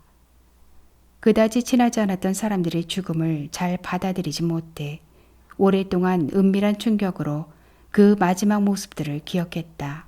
얼굴도 희미한 아버지를 잃은 나이가 5살이었기 때문일까? 내가 먼저 그를 떠날 수 있다는 생각을 하지 못했던 건 역시 그 우유부단한 습성 때문이었을까? 그를 처음 소개받았던 오후, 채광이 좋은 커피 전문점이 창가 테이블에 2사람만 남고 나자 그는 말없이 착하고 따뜻한 분이라던데 실은 그게 제 이상형입니다. 라고 말했었다. 그의 표정은 퍽 진지했다. 중개 역할을 맡은 선배의 그 상투적인 소개말에 이끌려 그는 그 자리에 나온 모양이었다. 저는 그런 사람이 아닌데요. 라고 내가 해명하듯 말하자 그는 웃었다. 느긋한 듯하나 어딘가 예민하고 초조해 보이는 따라 웃어주지 않으면 안 될 것 같은 웃음이었다. 착하고 따뜻한 게 아니라 고지식하고 우유부단한 걸 거예요. 글쎄요. 그걸 그렇게 부르는 사람들도 있긴 하겠죠. 약간 긴장한 음성으로 그러나 정확한 말씨로 그는 대꾸했다. 정색을 한 그의 눈이 어렴풋이 반짝였다. 자칫 못 보고 지나칠 수 있었을 만큼 희미하게 떠올랐다가 사라진 그 빛은 연애 감정보다는 희망에 가까운 것이었을까? 당신 그런 줄은 알았지만 정말 얼음장 같은 사람이군. 아무리 잠깐이라고 하지만 이런 식으로 같이 산다는 게 끔찍하지도 않아? 내가 나가든 당신이 나가든 떨어져 있는 게 낫지 않겠어? 어느 날 그는 출근하려다 말고 나에게 말했다. 당신은 어떨지 모르지만 난 숨이 막혀. 당신 냉정한 얼굴만 보면. 그는 내 얼굴을 뚫어지게 들여다봤다. 방금 면도한 그의 턱에서 풍겨오는 것은 얼마 전에 바꾼 스킨 로션 냄새였다. 그는 내 얼굴에서 무슨 표정인가가 떠오르기를, 그래서 그가 그것을 읽을 수 있기를 바라는 것 같았다. 그의 심각한 표정에는 어떤 종류의 단호함이 어려 있었다. 그는 단정하고 싶은 것이다. 우리 관계의 모든 것이 내 과오였다고 명백히 결론 내리고 싶은 것이다. 아마도 그의 결론은 옳을 것이다. 그 여자는 알까? 하고 나는 생각했다. 그의 이런 면을 알까? 스스로의 논리 속에서 자신의 입장이 완벽해지지 않으면 견디지 못하는 면을 알까? 그것이 그의 내면 깊숙이 숨겨진 약한 마음에서 비롯된 강박인 것을 알까? 나는 대답하지 않았다.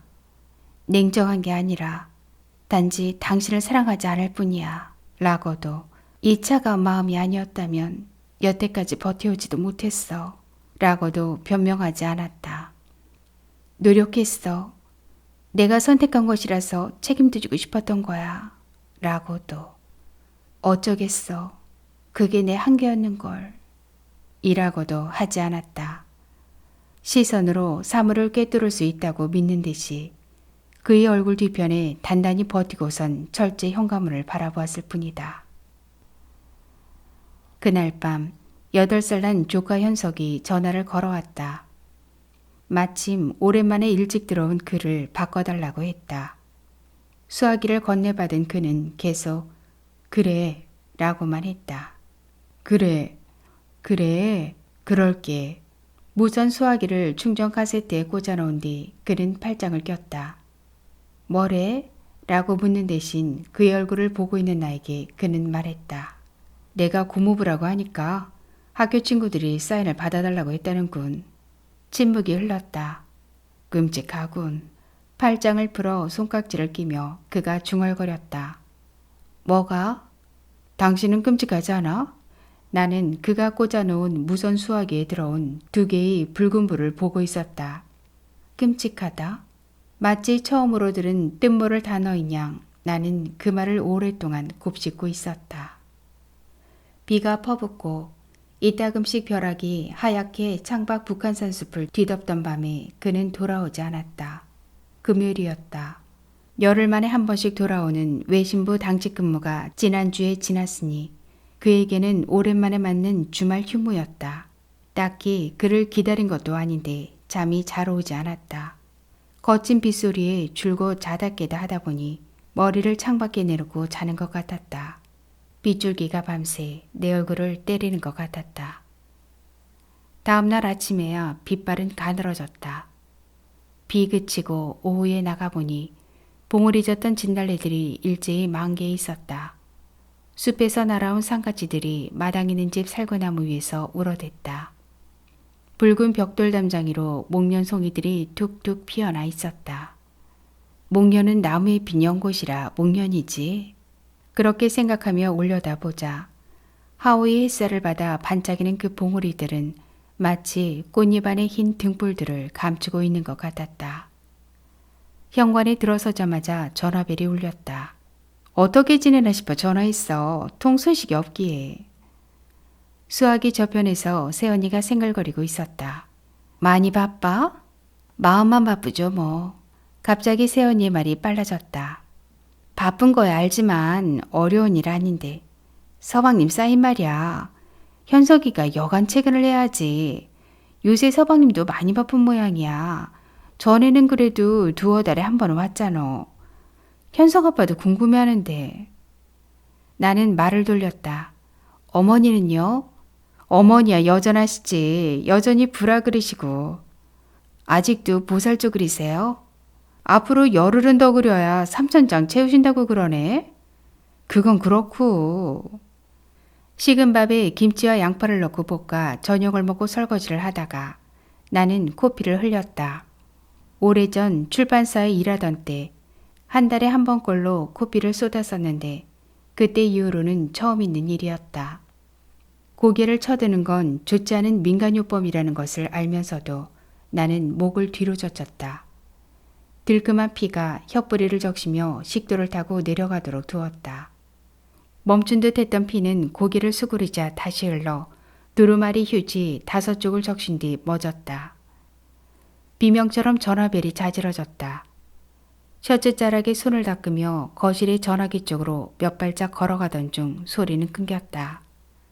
엉거주춤 서 있다가 몸을 돌렸을 때 다시 새된 벨소리가 터져나왔다. 수화기 저편에서는 아무 소리도 들리지 않았다. 여보세요? 여보세요? 다시 걸어보세요. 전혀 안 들립니다. 나는 수화기를 내려놓았다. 전화는 다시 걸려오지 않았다. 그는 자정을 넘기고 돌아왔다. 열쇠가 없는지 철제 현관문을 거세게 두들겼다. 옆집을 생각했다면 초인종을 눌렀을 텐데 그답지 않은 일이었다. 문을 열어주고 바로 뒤돌아서려는데 내 옆얼굴을 향해 그가 침을 뱉듯 말했다. 날 경멸하고 있군.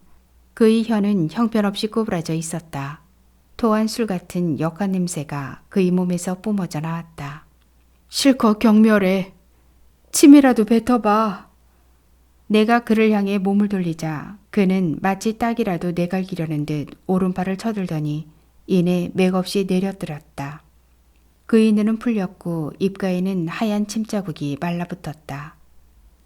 그는 쓰러지지 않기 위해 발을 옮겨 디뎌가며 중심을 잡고 있었다. 더러운. 말을 채 맺기 전 그의 눈에서 거짓말 같은 눈물이 쏟아져 내렸다. 다 똑같아. 그는 주먹으로 눈을 문질렀다. 꺾일 듯 욕실로 향하던 그의 다리가 벽에 부딪히며 꼬꾸라질 뻔했다. 여자들이란 인간들이란 다 똑같아. 그를 부축하지 않은 채 나는 우두커니 서 있었다. 이상하게도 나는 놀라지 않았다. 오래전 점쳤던 카드들 중 하나가 나왔을 뿐이라는 담담함으로 그의 울고 있는 얼굴을 보았다. 그는 비틀거리며 벽을 짚고 균형을 잡고 있었다. 저렇게 일그러지나? 그토록 조화롭던 얼굴이 저렇게 흉해지나? 바지춤을 끄르고 일도 보지 않은 채 멍하니 변기 앞에 서 있던 그는 도로 지퍼를 올렸다. 세면대에 찬물을 틀어놓고 마개를 잠그지 않아 과르륵 소리를 내며 투명한 물이 모조리 흘러내려갔다. 당신을 존경한대. 물줄기에 손을 적셔 눈자위를 문지르다 말고 그는 돌연 키득키득 웃었다. 우스워 못 살겠어. 당신한테 자기가 큰 잘못을 했다는군. 그의 허리가 90도로 꺾였다. 중심을 잃어 그런 줄만 알았는데 그는 두 팔로 세면대 모서리를 붙들었다. 단단한 둥근 면에 머리를 짓짓기 시작했다. 술에 취해 통각이 마비된 것일까? 그는 연신 욕을 하고 악을 써댔다. 소리가 커지면서 찢는 힘도 무시무시하게 강해졌다. 나는 욕실을 향해 달려왔다. 그만해! 입술을 악문 그의 얼굴이 세면대를 향해 달려들었다. 그만해! 나도 모르게 손을 뻗어 그의 머리를 감쌌다. 미처 눈치채지 못한 그의 머리가 격렬한 힘으로 내 손등을 세면대에 짓이겼다. 비명이 내 목구멍을 뚫고 뛰쳐나왔다. 제풀에 그의 몸이 타일바닥으로 나동그라졌다. 나도 모르게 눈이 화끈거렸다. 반사적으로 어머니의 무지막지한 손바닥이 떠올랐다. 아프지 않은 손등으로 젖은 뺨을 문질러 닦으면서 나는 흥분하지 않았다. 그 눈물이 다른 누구도 아닌 스스로를 위한 것이라는 것을, 내가 전혀 불행하지 않다는 것을, 그의 반의 반만큼도 불행하지 않다는 것을 나는 알고 있었다. 늘어진 그의 몸뚱이를 힘겹게 밀고 끌어 안방으로 들어갔다. 그의 겉옷과 양말을 벗긴 뒤 이불을 덮어주면서 나는 그의 어머니에 대해 생각했다. 사춘기 초입에 그를 옷 갈아입힐 때마다 그녀는 우는 대신 입술을 물었다고 했다. 자신의 눈물이 그를 더욱 비참하게 할 것을 알았기 때문에 그랬을 것이다. 얼마나 세게 깨물었는지 그의 입술에 핏자국이 맺혀 있었다. 내일 아침이면 암록색으로 물들 것이다. 젖은 앞머리 아래 찢어진 이마에서 피를 닦아내고 과산화수소수를 발랐다. 어차피 이런 얼굴로 방송을 하기도 어려울 테지만 지워지지 않는 먹기로 크롬보다는 나을 것이다. 비상약 상자를 서랍장에 들여놓은 뒤 그의 머리맡에 책상 다리를 하고 앉았다. 그는 오래전 나에게 그랬던 것처럼 그녀 앞에서 옷을 벗었을까? 그의 몸을 봤을 때 그녀의 얼굴이, 그 아름답게 빛나던 얼굴이 어떤 모양으로 일그러졌을까? 손바닥과 손등이 얼얼하게 아파왔다. 중지마디의 살갗이 까지긴 했지만 피는 흐르지 않았다. 언제나 그랬듯 통증을 외면하며 나는 그 자리에 앉아 있었다. 통증을 달래기보다는 처음부터 없었던 것처럼 여기도록 나는 길러졌다. 어머니의 두꺼운 손바닥 세례를 피하기 위해 울지도 않고 어떤 허튼 소리도 뱉지 않도록 길들여졌다. 어린 딸에게 그만큼 엄정했던 대신 어머니는 언제나 내 말을 마치 성인의 그것처럼 존중해 주었다.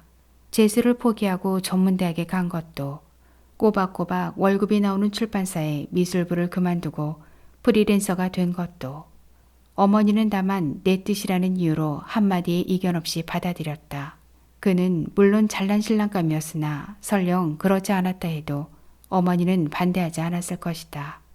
사귀는 사람이 있다는 이야기를 내가 처음 꺼냈을 때 그의 직업이나 학벌, 집안 따위에 대한 이야기를 시작하기도 전에 어머니는 너가 알아서 할 일이다. 내가 뭘 알겠느냐 하고 마치 남의 일처럼 말했다. 넌 어릴 때부터 좀 숙성한 편이었다. 진달래 꽃눈을 보러 갔던 그날 산을 내려오며 어머니는 뜻밖의 말을 했었다. 그것은 내가 태어나서 어머니로부터 처음 듣는 칭찬이라면 칭찬이랄 수 있을 말이었다. 아이들이란 그저 보살핌 받기만 바라는 법인데 내가 무거운 거 들고 오면 못 들어줘서 금방이라도 울 것 같은 얼굴이 되고 내가 바늘에 손톱 밑이라도 찔리면 제 손이 아픈 것 같이 어쩔 줄을 모르곤 했다. 나무 둥치를 한 손으로 짚으며 바위에서 내려서는 어머니 얼굴은 쓸쓸히 수그러져 있었다. 난 그게 싫었다. 네가 그렇게 살아서는 안 된다고 생각했다. 그렇게 약한 마음으로는 세상을 버틸 수 없다고 생각했어. 그래서 언제나 너한텐 제 앞가림 잘하는 네 오빠보다도 더 엄해지곤 했던 모양이다. 네가 덜 웃고 덜 울고 덜 상처받길 바랐다. 기억을 더듬는 듯 어머니는 눈살을 모았다. 그게 가끔 내 마음에 걸린다. 조금 쉬었다 가자. 하며 어머니는 긴 숨을 몰아쉬었다. 각진 바위에 엉덩이를 걸치고 절뚝이던 왼쪽 무릎을 손바닥으로 문질렀다. 살다 보면 너한테도 언젠가 그런 날이 있을 거다. 수많은 것들이 한꺼번에 후회되는 날이. 그날이 빨리 오면 좋은 거고 너무 늦게 오면 후회해도 늦은 거고. 어머니의 우묵한 눈길이 먼 등성이에 우거진 마른 나뭇가지들을 더듬었다. 그녀의 귀민 머리 아래 연한 빛깔의 검버섯들이 자잘하게 박혀 있었다. 주름진 눈두덩 위로 먹빛 눈동자가 번쩍였다. 하지만 그걸 말로 남한테 설명할 수가 있나. 자식한테라고 설명할 수 있겠나. 자기가 느끼지 않으면 절대로 알 수 없는 걸. 너희 외할머니가 눈 감으시기 전에 나더러 돌아보기가 부끄럽다, 부끄러워 어떻게 가나 하시던 마음을 이제야 알 것 같으니. 거실 소파에 내던져진 그의 양복 상의를 들다가 지갑이 휴대전화와 함께 바닥으로 떨어지는 바람에 허리를 굽혔다. 펼쳐진 가죽 지갑 안쪽에 엄지손가락 반만한 펜시 스티커 사진이 붙어 있었다. 그와 그 여자가 사진 속에서 머리를 맞대고 있었다. 좀처럼 너털 웃음을 웃지 않는 그의 얼굴은 희고 고른 치열을 드러낸 채 환하게 빛나고 있었다. 여자의 활짝 피어난 미소는 자목령같이 우아한 데가 있었다. 사진의 배경으로 그들이 택한 것은 보리할 만한 눈사람 한 쌍이 어깨를 포개고 서 있는 창틀이었다. 그날 밤 다시 꿈을 꾸었다. 그것을 아기 부처의 꿈이었다고 해야 할지는 잘 모르겠다. 나는 이름을 알 수 없는 먼 나라를 여행 중이었다. 아름답기로 소문난 아기 불상을 보려고 버스에 실려 하염없이 달리고 있었는데 정류장에서 내리고 보니 끝간데 없이 모래벌판이 펼쳐져 있었다. 아무도 없었다. 내 몸뚱이를 그림자째 증발시켜버릴 것 같은 햇빛뿐이었다. 어느 쪽으로 가야 하나. 멀리 황금색의 거대한 모래구름이 있는 쪽으로 걸었다. 걷다 보니 바람이 뒹구는 대로 아득한 모래길이 뱀 기어가듯 이리저리 휘어지고 돌아보면 눈을 벌릴 수 없는 모래 안개 넘어 버스며 정류장은 물론 방금 전에 찍혔을 내 발자국도 사라지고 없었다. 거대한 무덤의 밑바닥 같은 구덩이가 눈앞에 나타났다. 그리고 발을 내려딛자 급사면을 따라 빨려들듯 내 몸뚱이가 굴러내렸다. 고요히 흔들리는 촛불 하나가 구덩이의 둥근 한쪽 면에 내 그림자를 여러 겹으로 술렁대게 하고 있었다. 아무런 얼굴도 보이지 않았다. 나는 주춤거리며 촛불을 향해 다가갔다.